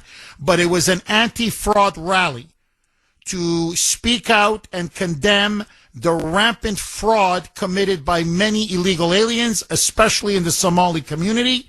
He was met by massive counter-protesters. These were leftist, anti-ICE radicals who then beat him severely, punched him, kicked him, blood gushing from his head. He was stabbed. He would have been killed had he not been wearing a tactical vest. They tried to dismember him, limb from limb. Somebody grabbed him, took him towards a red sedan to rescue him. The police, by the way, were across the street, did nothing. The local Minneapolis police didn't lift a finger. They watched and refused to help. People were begging, calling them over. He's getting beaten. He's getting attacked. He's just been stabbed. They're trying to kill him. The Minneapolis police were ordered by Fry and Waltz, stand down. He's a conservative. If the mob wants to kill him, let them kill him. As he was pushed into the red sedan, the anti-ICE crowd, this rabid crowd, then grabbed the door. You can see it on the video. Tried to force it open. They tried to grab his legs to pull him out of the vehicle, in which they would have then killed him. I'm telling you, they would have ripped him limb from limb. It would have been a lynching right there on the streets, right on the steps of City Hall. By the grace of God, they managed to get the car door closed, and he was driven away. But this is now the atmosphere of terror and insurrection that has now gripped downtown Minneapolis, all of it sponsored by Waltz, sponsored by Fry. It is a government-sponsored insurrection. Trump has 1,500 troops ready to go, and yet he refuses to give the green light. He continues to wait. Tim Waltz has now mobilized the Minnesota National Guard. You can see the Humvees on the streets, some of the National Guardsmen on the streets, but they are not there to help ICE or restore law and order. They are there as backup for local police. I don't know why, because they're not doing anything, but as a signal to ICE that if things escalate, they will then order the National Guard to turn on ICE. And amidst all of this, a shocking ruling by a local federal judge over the weekend appointed by Biden. Her name is Judge Kate Menendez, a hardcore moonbat and leftist. She now has issued a temporary restraining order on all ICE agents working in Minneapolis. They cannot arrest quote-unquote peaceful protesters. They are also not allowed to use tear gas, pepper spray, or any kind of crowd dispersal tool or non-lethal munition. In plain English, she's telling ICE, you can't arrest protesters, you can't use tear gas, you can't use pepper spray. She is tying the hands of ICE. Okay, many of you are texting the Kuhner Man, emailing the Kuhner Man, messaging the Kuhner Man, almost screaming at the Kuhner Man. Jeff, forget legal niceties, forget the Supreme Court, ignore this crazy judge, ignore the moonbats, send in the troops now, nip this insurrection in the bud before it becomes a full-blown rebellion. Agree, disagree. Trump has 1,500 paratroopers ready to go. Is it time for him to use the Insurrection Act and send in U.S. military forces and end this and quell this insurrection? I say yes, it's time to go Abraham Lincoln, but that's me. I want to hear from you. Tim in South Carolina. Thanks for holding, Tim, and welcome. Hi, Jeff. Good morning. It's always a pleasure. It's an honor to be on your show. I have several points to make. First off, and right off the bat, this speak about Pam Bondi. Why isn't Pam Bondi doing this? Why isn't Pam Bondi doing that? I find it rather ridiculous. She has a supervisor. She has a boss. It is up to him, the boss, to give her the command. He has the power to fire her, so he obviously has the power to instruct her. Very, very important. He's also fighting the Senate and the Congress. It is obvious that they are bought off, they're paid off, they are not going to support our president. This is a real problem here, Jeff. I called earlier in the year, I believe it was last spring, I told you if he does not make arrests, his presidency is a failure. He and his team, they have intel. They had to know that after the holidays, the turn of the new year, the other side was planning on doing this. This is most definitely a pre-planned operation by the enemy. How is it they're not ready for this? It is just beyond me that he's allowing a city to be a third world Mogadishu, if you will, country. It is an absolute mess. It's an embarrassment, Jeff. It's an embarrassment to this country. He is failing right now. The mainstream media, I asked this question before also. Why do they have so much power? Because they're actually not reporting news. They're not exercising the First Amendment. All they're doing is grandstanding for the enemy, for lawlessness. The next point, instructed judges. Why is it that the other side, they have their instructed judges ready to go, ready to make rulings? What about our DOJ? Where are our judges? Why aren't they ready to go? Why weren't they ready for this at the turn of the new year? I have to ask that question again. What are we watching here? Okay, he made arrests several months ago. Really? Because that was a non-effort. That was a complete non-effort. He wasn't trying to throw anyone in jail. Okay, if he wanted those folks, the Comeys and the Letitia James, in jail, they would be in jail. They would have had their I's dotted. We're watching something here that doesn't make sense. And I think the American people better start waking up. Because what we're watching, none of it is making sense, Jeff. Well, look, this is, I'm really happy you called, because I think you really put your finger on the real pulse of the issue. And this is the conversation that Grace and I had, this exact same conversation, because she made this point to me over the weekend. She said exactly, almost word for word, almost verbatim. She said, Minneapolis it's falling. She goes, we've lost control of a major American city in the heart of the Midwest. And you've got Mamdani now calling in 4,000, his words, shock troops of anti-ICE activists. They're going to block ICE completely now in New York City. Newsom now says they're going to block ICE completely now in California. They're going to chase ICE out. ICE is not going to, they're going to force ICE out of California. And Pritzker now says they're going to do the same thing in Illinois. And she says the country's starting to unravel. where federal law is no longer being adhered to in blue state after blue state. And she said, what happened? And my answer to her is my answer to you. I think Trump fell into the greatest temptation of all, empire. That's why I opposed the overthrow of Maduro. Not because I like Maduro, quite the opposite. But to me, what shocked me wasn't just the overthrow of Maduro, because you can make a case for it, no question. It's when he said we're going to be running Venezuela.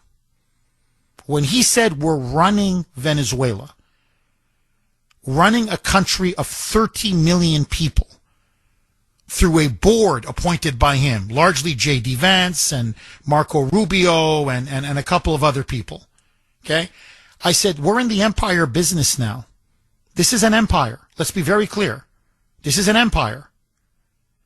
And when Trump is now more concerned with Gaza and building up Gaza than he is in rebuilding Minneapolis and our country, when he won't let go of this war between Russia and Ukraine, when he keeps, talking to us about Thailand and Cambodia and, these places in Africa and how many wars he solved, I'm looking at this and I'm like, we're in the empire business. This is like the Pax Romana, the Roman Empire, except it's Pax Americana.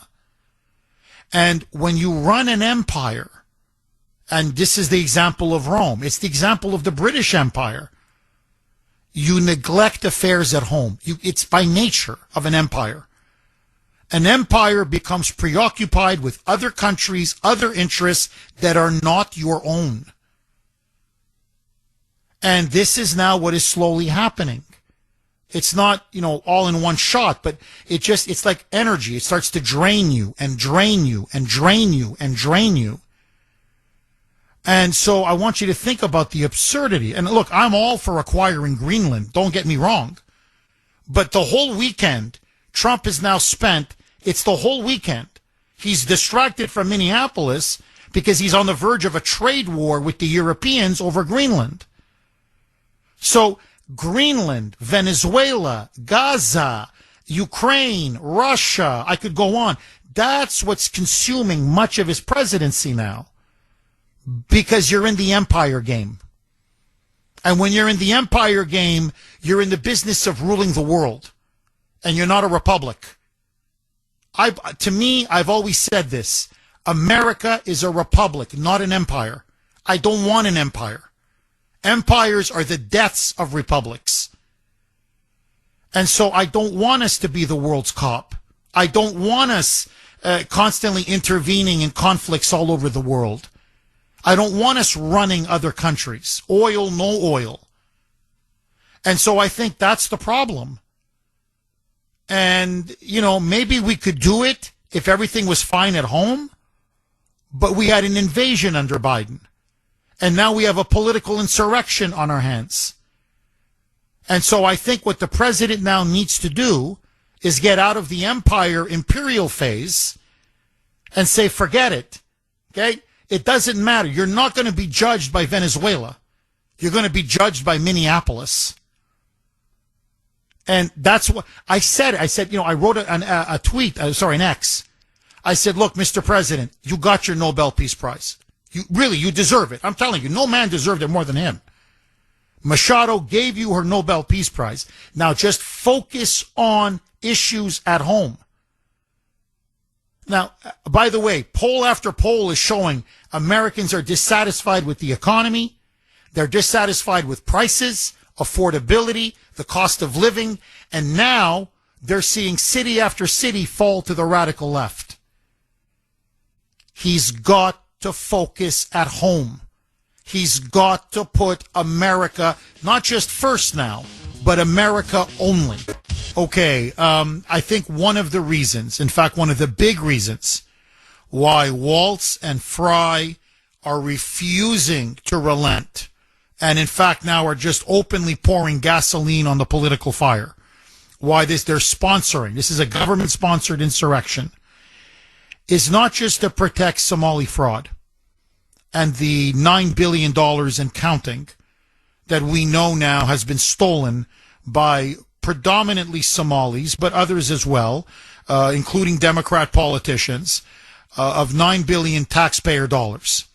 I want you to listen now, because this is a very accurate text that I received from 603. You can text the Kuhner Man, 70470, 70470. Now, please just stand back objectively. I want you to listen to this. It's almost like out of a Hollywood movie or something you would read about, I don't know, in Mogadishu or in a third world banana republic or in some Eastern European dictatorship. But it's actually happening in America and of all places in Minnesota. Minnesota. And in this case, the Minneapolis International Airport. Jeff, let's go back to the citizen journalist patriot who put the spotlight on all of this Somalian fraud in Minneapolis, Nick Shirley. Nick Shirley recently conducted an interview with a lead TSA agent whistleblower who works at the Minneapolis-St. Paul International Airport. Now, listen to this. Okay, this is going to blow your socks off. Listen to this.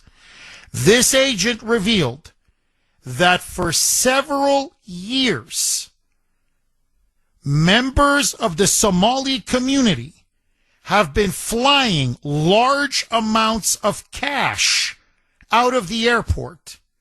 They always fly out in pairs with a suitcase/briefcase containing, here it is now, listen, it's going to blow your mind, listen to this, containing $1, $3, and sometimes up to $6 million. They make these flights twice a week, every week. Twice a week, every week for years. And Jeff, the agents have opened the cases and have personally seen the money. But the Somalis always claim the cash, so there's nothing that can be done about it. They go, yeah, that's our money. No, it's our money. It's our money. Here it is. Here, we got it out of the bank. Here's the statement. We got it out of the bank. The flights always go to Dubai, not to Somalia. See how the game is played? But to Dubai. And through these agents' contacts, they have learned that once in Dubai, here it comes, the money is then wired, guess where? To the motherland, to Somalia. Now, you do the math, Jeff, and just realize that through this Somali fraud, every penny of these hundreds and hundreds of millions of dollars is stolen taxpayer funds. And I just want to be very clear about this. Because many of you are thinking, well, okay, but maybe, I don't know, is it Minnesota state funds? Oh, no. That's your money. That's my money. That's our money. That's Mike's money. That's Sandy's money. That's your cash. That's your taxpayer money. They're stealing it from the school lunch programs, federal money. The daycares that they're pouring all that money into, that's federal money. Medicaid that they were stealing from, federal money. Food stamps, federal money. Okay, everything they could get their hands on, it was federal taxpayer money. $9 billion, now they say it's up to potentially $19 billion. And that's just in Minnesota alone. Now, you start doing other states, because now Trump, one of the reasons why ICE is moving aggressively is they're starting now to arrest these Somali pirate fraudsters. And they're saying, well, what do you think? We did this on our own? They're saying, hey, don't just arrest me. Now they're giving up the bigger fish. And the bigger fish, the more you hide, the higher you go, it's Ilhan Omar. It's Keith Ellison, the state attorney general. It's, yes, Jacob Fry. And of course, Tampon Tim. Now, I'm telling you, this is going to touch Hochul. This is going to touch Pritzker. This is going to touch Newsom. Because if you think the fraud is bad in Minnesota, what the hell do you think it is in New York and Illinois and California or here in Massachusetts or just south of us in Rhode Island or up north in Maine with all these illegals, especially Somalis, up in Lewiston? That's why they want to kill an IRS audit and an ICE investigation and ICE arrests. They want to kill this and bury it, or else, my friends, this will destroy the Democratic Party. We're staring at, and I want you to listen to these numbers now, minimum $700 billion with a B dollars in taxpayer money every single year being stolen by illegal aliens and complicit Democrats, their enablers. Every year. So let's do the math. 700 billion. Following year, it's 1.4 trillion. Then another 700 billion. 2.1 trillion. Then it's 2.8 trillion. Then it's 3.5 trillion. Because this has been going on for at least 10 years that we know of. Probably even further back. We're looking at a scandal of 5, 6, 7, 8, 9, 10 trillion dollars. It's our budget. It's our debt. It's our budget deficit. It's our debt. And by the way, any corruption scandal you can imagine in Russia, in Ukraine, in Eastern Europe, in Africa, in Latin America, in China, pales in comparison to this. These are numbers that are unheard of. They're unimaginable.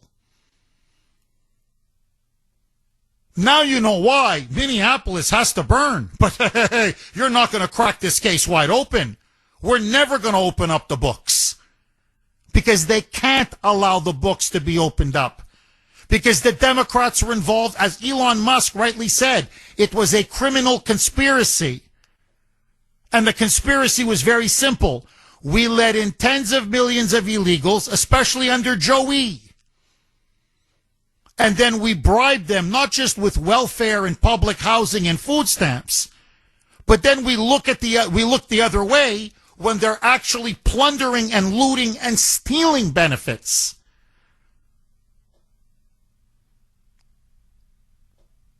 In exchange for them giving us a slice of the money, and the most important thing, vote, vote, vote, vote.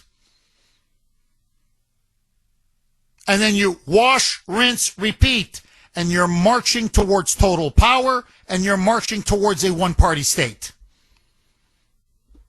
Now, I want to add one other text I want to read. Because this is something, it was very apparent this weekend. It's been apparent, yes, the last couple of weeks, no question. But man, this weekend, it was so apparent. The weather in Minneapolis over the weekend, I mean, give or take, I'm giving you an average, was 8 degrees. 8 degrees Fahrenheit. 8 degrees. Okay? It was cold. I mean, it was really cold. Like, really cold. To the point that it was so cold, for example, on Friday night, that the agitators, the so-called protesters, kept lighting fires everywhere to stay warm. You know, like garbage bins or trash bins or whatever. But, you know, out on the street, you know, like the hoodlums used to do that, you know. You keep myself warm in the wintertime. They're setting fires everywhere, which, by the way, the police are saying, please don't, because it's going to start burning things down. But anyway, let that go. They had to start fires because it was so cold to stay warm. 80 to 85%, I mean the overwhelming majority of these protesters, agitators, activists, vigilantes, whatever you want to call them, are white, middle-aged, if not older, liberal, feminist, and I mean radically feminist, women. Women. Liberal, white, middle-aged women. Overwhelmingly.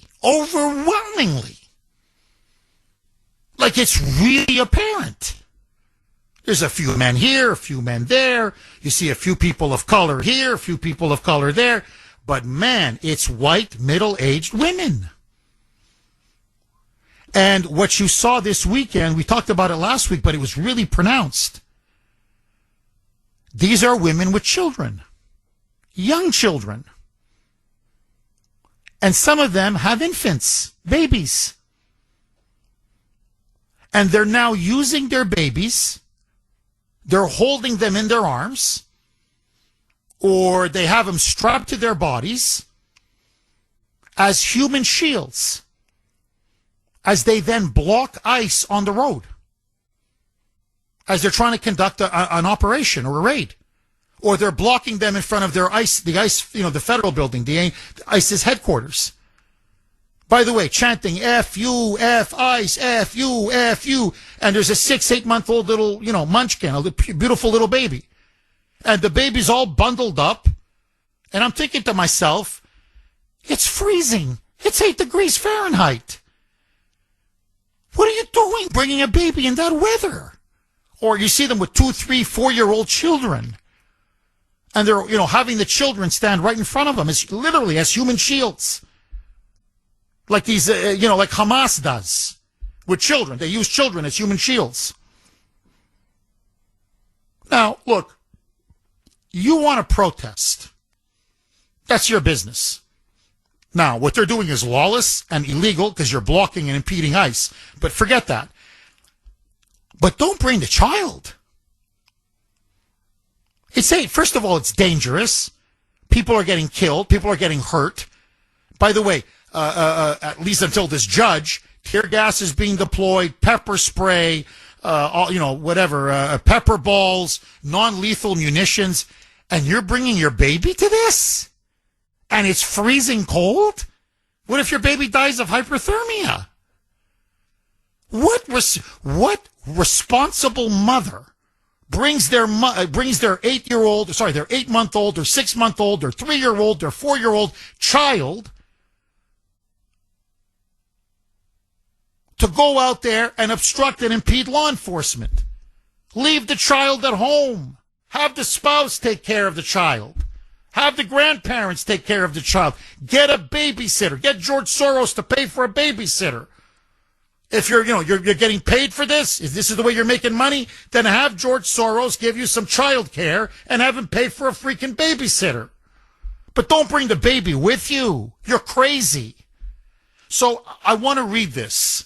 And I want to get your reaction. 617-266-6868 is the number.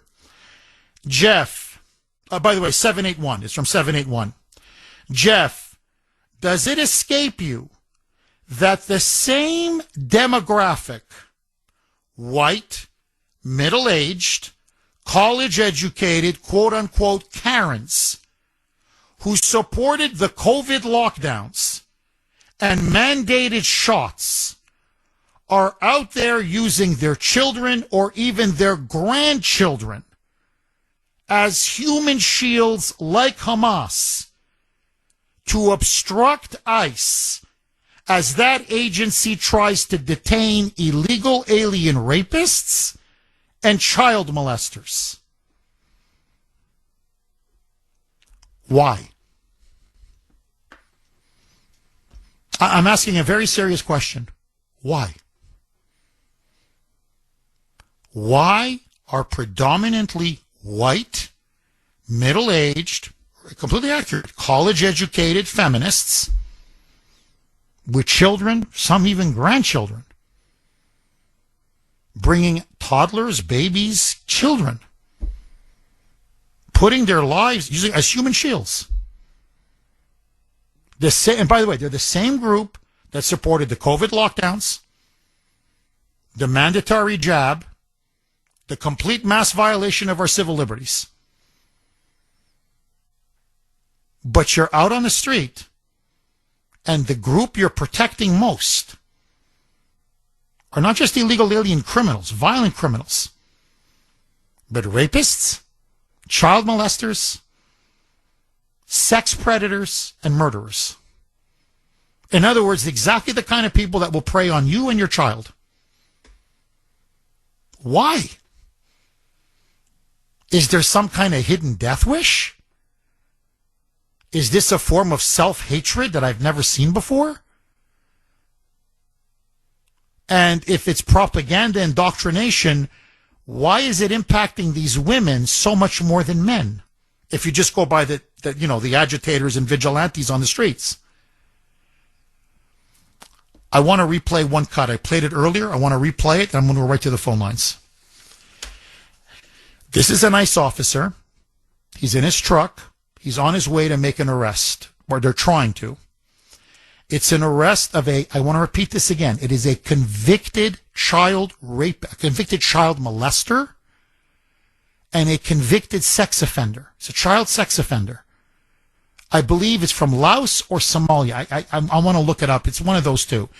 But anyway, they're out to get him.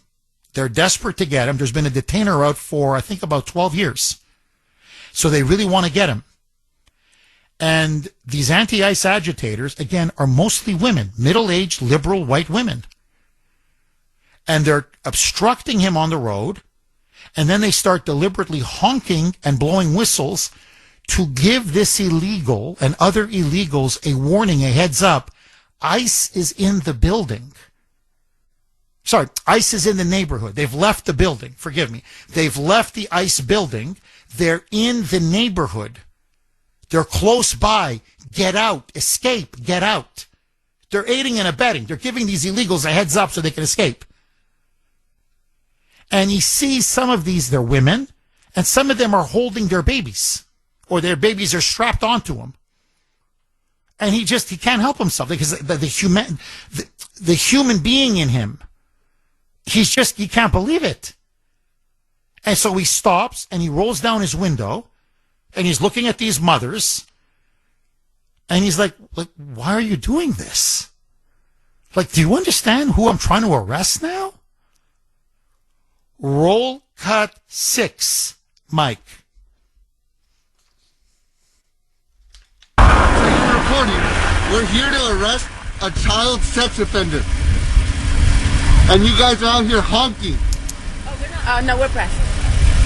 No, we're not. That vehicle right there is honking and impeding our investigations while we're trying to arrest a child sex offender. That's who you guys are protecting. Insane. That's what we're doing. And the guy in the back says, yeah, that's what we're doing. Like, yeah.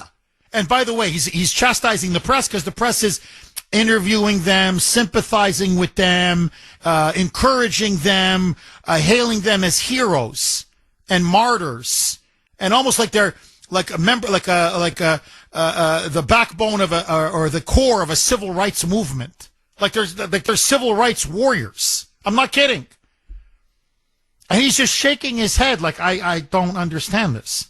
Like, this just is insane. It doesn't make sense. So I want to ask all of you, I'm being serious. To me, you know me, I don't care. Truth is truth, wherever it comes from. I just suspect that maybe women have a special insight on this, but I don't care. I want to hear from men, women. It doesn't matter. Why? In all honesty, why would mothers, grandmothers, middle-aged, so they're responsible, college-educated, you think they're smart, bring your babies, your children, to what is, in freezing weather, to what could be a very dangerous confrontation with ICE, but to protect the scum of the earth.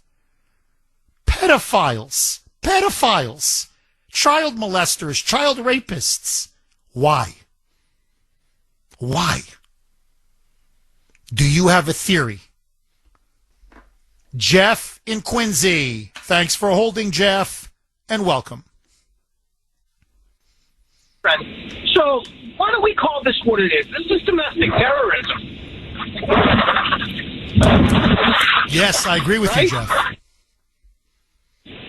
I mean, it's basically, it's an insurrection, but it is domestic terrorism. And more importantly, it's time the Republicans get off their hindies. and pass a law that takes away judicial immunity. These judges have no business having judicial immunity. The fact of the matter is, if they take it away, judges won't be saying you can't use rubber bullets because if an ICE agent gets hurt, they'll go to prison for it. Pretty simple. Easy fix. Now pass the Insurrection Act, get into these cities, and squall this rebellion. I've had enough. Jeff, I'm with you 1,000%, my brother. Let me ask you, do you have a theory on these liberal, women, these middle-aged women who are bringing babies and obstructing ICE? Do you have a theory on that? Yes, I do. The theory's simple. My wife is a conservative. Jeff, please, can you hang on? I'm going to come back to you. Okay, I want to go right back to Jeff and Quincy. Just before I do, I want to ask all of you, Kuhner Country, women in particular, but I don't care. Men, women, I just want to hear from you. Why? What's your theory? Why?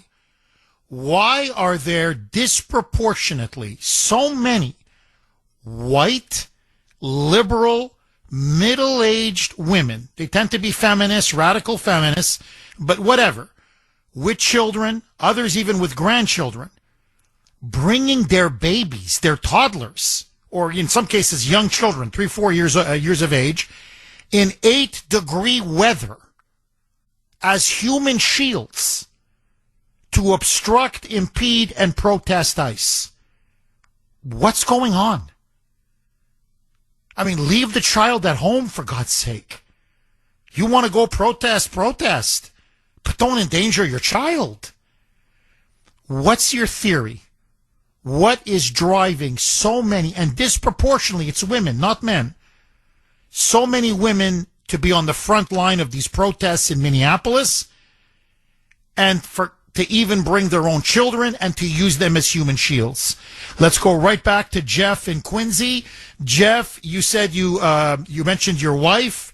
She's a conservative, and then we had to go to break. Please pick up where you left off, Jeff. Well, here it is. The other day she says to me, why doesn't ICE just pull out of Minnesota? And I said, because that's like giving way to the terrorists. You're negotiating with terrorists. It doesn't get any better. Why is it that Democrats can only choose what laws they want to enforce? You got a guy open carrying an AR-15 against ICE, and he's being hailed a hero. Yet Kyle Rittenhouse was the worst guy on the face of the planet to Democrats. Last time I checked, you can't open carry, let alone with a suppressor on the gun with a tax stamp. I'm not even sure you can get a suppressor on a gun in Minnesota with a tax stamp. Jeff, finish your thought. You're saying, so your conservative wife, she's saying, why doesn't ICE just pull out? You give this rebuttal. What does she say then, Jeff? Agreed. Afterwards, when she thought about it, she's like, right, it'll just go crazy in every city. But that's the typical liberal woman thought. Like, oh, just back out and let things calm down. It's not going to happen. You don't let your kid act like a lunatic in a movie theater and then expect him not to act like a lunatic again. It's just, you're encouraging habitual behavior. Jeff, why the children? By the way, you're on fire. I'm telling you, you're on fire. But why? Okay, I get that. But why bringing your own baby? I mean, have you seen the images? 6 months, 8 months, 9 months, a year old, and it's cold. It's freezing cold, and they're holding the baby. Sometimes even holding it up in front of ICE and saying, "Shoot, shoot, shoot." What is driving these women to do this? Are exactly what Hamas does when they put terrorists inside hospitals. That's what these people are doing. They want something to happen so that they can cry that they were victims. It's the victim mentality that we've allowed to go on for years. And if they don't swell it, we are going to have a civil war. The left has declared war on us. I've said this to you how many times? And until we figure out that this has happened, like I said, Donald Trump's best move would be to send in not 1,500, 5,000 U.S. troops to squall this and arrest all these people for obstruction of justice. They lose their right to vote with a felony. It's a win-win. and there's no violence. We arrest these people, try them, convict them, and simple, it's done. They lose their right to vote. Would they be out on the street if they lost their right to vote? It seems to be the most important thing in their lives. Obviously more important than their children. Amen, brother. Oh, Jeff, buddy, you are on fire today, my friend. Jeff, outstanding call, and thank you. Jeff, don't be a stranger. Call more often. Arthur in Chestnut Hill. Thanks for holding, Arthur, and welcome. The reason that all these women are out there, there can only be one reason, Jeff. They're getting paid. Number one, and they probably bring the babies out there because nobody will take care of them for them. Even though, from what I understand in Minneapolis, there's tons of daycare centers that have plenty of room. Because nobody's there, although they get the money. These women are miserable. All right, no one that enjoys life would go out there with their child to be on the wrong side of something that's obviously the wrong side. And what kind of woman supports men who rape young children and are convicted of it? And if they were convicted of it, how the hell can they be out on the street to begin with? It's beyond me. And the previous caller is right about the 5,000. It's not enough. It's not enough troops. In a state like Minnesota that caused nationwide riots and destruction over a hero cop who's still in jail for doing his job, over a criminal, George Floyd, that they want to erect statues of. What these people support in Minnesota, they support criminal activity. And Ilhan Omar, it was bad enough that I hated Obama ever since I heard Reverend Wright say "goddamn America," because America does not deserve goddamn America. I knew then that this was a dangerous man, and look what he's caused. We need to institute the draft. We need to round up all the Somalians in this country, because one thing when I came to America from Europe, I grew up in foster homes and children's homes because my. Arthur, can you do me a favor? I really want you to finish your story and finish your point. 617-266-6868 is the number. Okay, let's go right back to Arthur in Chestnut Hill. By the way, Arthur served in the U.S. military, just so that people know. He's a veteran. So Arthur came when he was a very young boy from Europe. Arthur, you were saying how you were put into foster homes and orphanages. And then we got cut off. So please pick up where you left off. What I wanted to make is that my mother survived the concentration camp, but they performed medical experiments on her, and she came here very weak and died when I was very young and while I was in a home. And so I continued through that program. But one thing that I learned was how grateful I was for all the kindnesses that people extended to me. And when things got good for me, I was always happy to contribute to many causes, one that you know of, when I was able to, because you have to pay things back. When I see people like these Somalians, and I see people like these Ilhan Omar, that after this last statement, that if that doesn't get somebody off their ass to get her expelled from Congress and everybody that's like her, and that's why we need a larger military, because there's tons of these people all over the country, and they're all guilty. It's not even a second thought. And the problem in this country today, and we blame it on ourselves, Jeff. We know what the problems are. We know why we're having such a tough time. And one of the biggest things is we don't have a press in this country anymore. If a guy out of nowhere can just walk around Minnesota and uncover this incredible biggest theft I've ever seen in the world, and they want to put him in jail. If he can do that, where the hell is the press? And then these people who have done this go on the shows, and they turn around and say, "Oh yeah, well, ICE is the problem, Trump is the problem, and it's white supremacy." Are you kidding me? Where did we get to this point that these are the kind of people that are out there? Thank God for people like you, Jeff. I mean, it's the only place we can go to where we can get the truth out there. And by the way, this judge has no authority. His job is to administer justice, not to obstruct justice. And every one of these people, any one of these judges who turn around and do things like this should be arrested for obstruction of justice. When they turn around and they want to impede enforcement agencies for getting the worst scum out of this country, then there's something wrong. We've lost our judicial system. We've lost our Congress. They certainly don't represent me and you. And we just lost our way, and we're not doing anything about it. We shouldn't be building ballrooms. We should be building prisons, and get these people out. And I'm tired of investigations and referrals. I want to see people in jumpsuits, and there should be laws for people who turn around. The kind of theft that these Somalians have committed, and all the politicians who have obviously taken money, it defies this. I didn't even think this could ever be possible. Arthur, I swear to you, okay, you know, Eastern Europe is a bit my area of expertise, right? It's just, for whatever reason, it just is.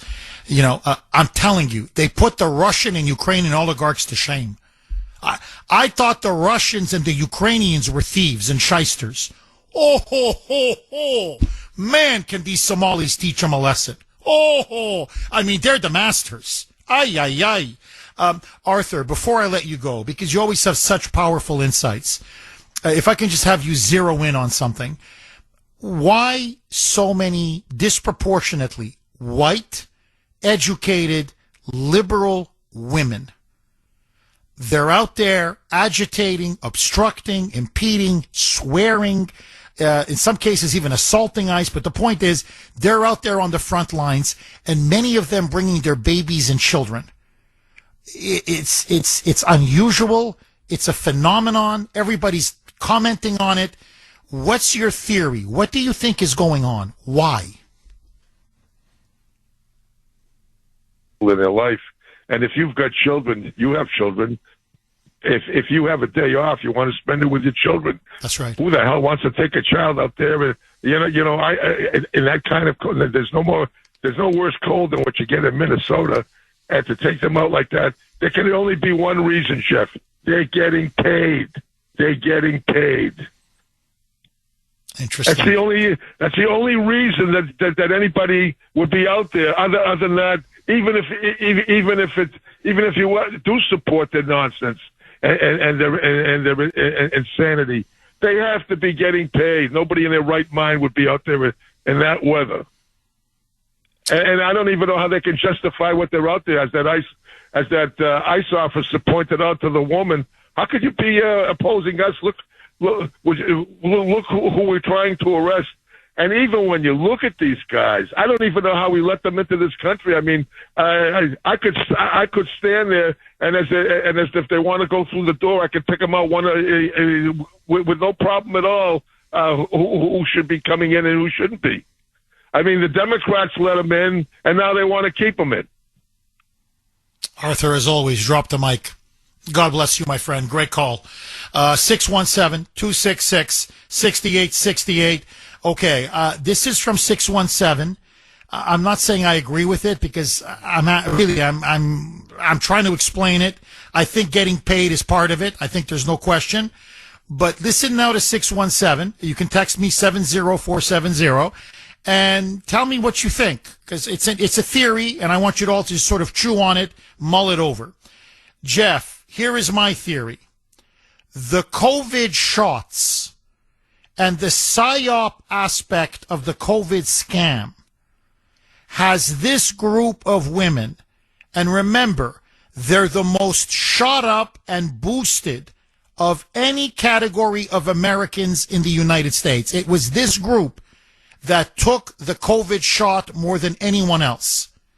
with a type of mental condition which prompts them to fight like banshees against their very own survival.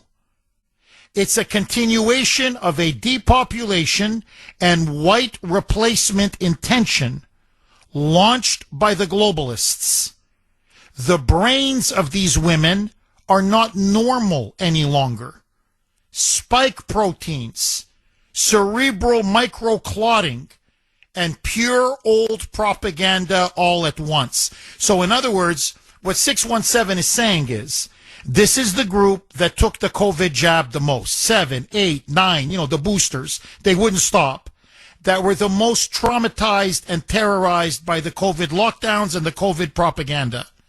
And that over time, this may have had an impact on their brain, on the functioning of their brain, on their hormones or their spike proteins or whatever, and it's causing them to almost lose their minds. So I'm just curious, do you think there's anything to that? 617-266-6868 is the number, that there's almost something biochemical injected, from the COVID shots, long-term side effects that we're not seeing or that could be in play here. I'm just asking. Daryl in Georgia. Thanks for holding, Daryl, and welcome. Good morning, Jeff. Hi, thanks Darryl. for taking my call. My pleasure. I got a point of view I would like to get across to you. Maybe a person of history, you can relate to this. I look at Tim Walz as trying to be the new Jefferson Davis. And I look at the Jacob Frey as trying to be the new Lowndes Yancey. And as far as the rioters are concerned, I consider them rioters. That's a mixture of Antifa, some communists, some BLM, and just some misguided fools out there who don't have anything else better to do with their lives. And they remind me of the fire eaters. Now what's going to happen, I hope not, but I have a big fear, this is going to be a catalyst that actually starts to a shooting war. Because you have open governors and mayors trying to defy the federal government that's trying to keep the country safe. And when you think about what happened when the Civil War started with those idiots who I just mentioned that they're imitating, that's pretty. Daryl, can you please hang on? By the way, your analogies are excellent. I'm telling you, as an historian, your analogies are absolutely spot on. 617-266-6868 is the number. Okay, let's go right back to Daryl in Georgia. Daryl, you are spot on, my friend. I think Walz is looking at Jefferson Davis as his inspiration. He wants to be a modern-day Jefferson Davis. A lot of these people are like the fire eaters. Those were especially prominent in South Carolina, who would give just, incendiary speech after incendiary speech, denouncing the federal government, denouncing the union, denouncing Republicans, defending slavery. And what we're watching now are the modern-day fire eaters. And that if we're not careful, this could lead to a civil war. We saw it once. It may happen again. Please pick up where you left off, Daryl. Well, that's my biggest fear, Jeff. Is we're headed there, and I don't think it's going to be stopped right now. I really don't. I don't think Trump can stop it because he let this get too far. He promised us when he was running. I voted for him 3 times. Actually, 4 if you count back in 2015 when he was running the primary. But I'm telling you now that he should have long since ripped this in the bud. He's letting it get too far, and now it's catching root because when you have open governors and open mayors in different cities defying the federal government, like I said, and they're talking about taking up arms again and firing on the federal agents, which is representing our government. The last time that happened was at Fort Sumter when they fired on it and started the Civil War. And so what did he expect to happen if he don't nip this in the bud now? And I mean like yesterday, Tim Walz should be arrested. All those agitators should be arrested. Any police officer who obeys those orders and try to prevent ICE from doing their job, they should have their credentials pulled because their first and foremost duty is to serve and protect. They're supposed to be protecting our civil liberties. They're protecting the criminals. And so it's like, as a person who's watching all this, I'm watching my country, the one that I've served and I love so much, and I'm watching it unravel right in front of me. And these agitators are being paid by George Soros, and everybody knows that him and his ilk, who's outside the country. And I don't know how in the world that beta male Biden gives him an award for this, but I'm trying to tell you, something's going to happen, and it's not going to be pretty, and it's not going to stop in Minneapolis. You're going to have a lot more dead Americans around this country within the next year, within this year, not the next year, within this year. If Donald Trump, as our president, doesn't do something immediately, this has to stop because it's cold outside. And if they're acting like this when it's cold outside, what's going to happen once it warms up? That's something for people to think about. And one more thing I'm going to throw on you. Go ahead. Go. I was going to ask you a question. Go ahead. Yeah, you mentioned about these women out there with the kids and putting them in harm's way. You really shouldn't be too surprised at these women putting these children in harm's way because they're the same type of liberal people who's advocating for the child molesters and the criminals to come back in. And these are the same women and who's out there for late term and partial birth abortion. So human life really don't mean that much to them in case it's a criminal. I mean, that's common sense right now. That's a very good point. I didn't even think of that. That's a very, very interesting point. Daryl, very quickly, I've got to ask you this. When you see what's now happening, okay, leave aside ICE, leave aside federal immigration law, leave aside Trump's mandate to deport illegals, okay, just leave all that aside. You have the Minneapolis police now, the local police. A church has just been stormed by activists. They've shut the worship services down. They're threatening the pastor. They're now harassing the parishioners, the churchgoers. It's a Baptist church. And they're leaving. They're terrorized. They're in fear. Children, the elderly, families. Now, if this happened in Georgia or any other state, the local police would come in, correct me if I'm wrong, and make arrests. Of course they'd make an arrest. I can't go to some church or synagogue or whatever and just shut the whole thing down in the middle of the service. I don't have the right to do that. Nobody does. Yet the local police in Minneapolis, they won't even enforce basic laws anymore. Leave aside ICE. There was no ICE operation. ICE wasn't involved. It was just anti-ICE activists who did it. Why now are we seeing a complete breakdown of law and order where the Minneapolis police won't even arrest someone which is caught on video breaking the law? We got less than a minute. What's your theory? Well, it's a parallel to what happened in Nazi Germany when the stormtroopers would come in and some of that brown shirts or whatever would go into the synagogue and harass the Jews, and the local police and the law enforcement would stand by and watch it happen because they agreed with it. What do you think is happening over in Minneapolis? These liberal police officers, as well from top down, and the mayor, they agree with this, so they're going to step back. Christians, I'm a born evangelical Christian. I can tell you right now, we're hated now. We're the ones being persecuted. The Somalians not. Yeah, the Somalians aren't being persecuted. Christians are. No, I'm with you. No, there's clearly now anti-white racism in the United States. There's no doubt about it.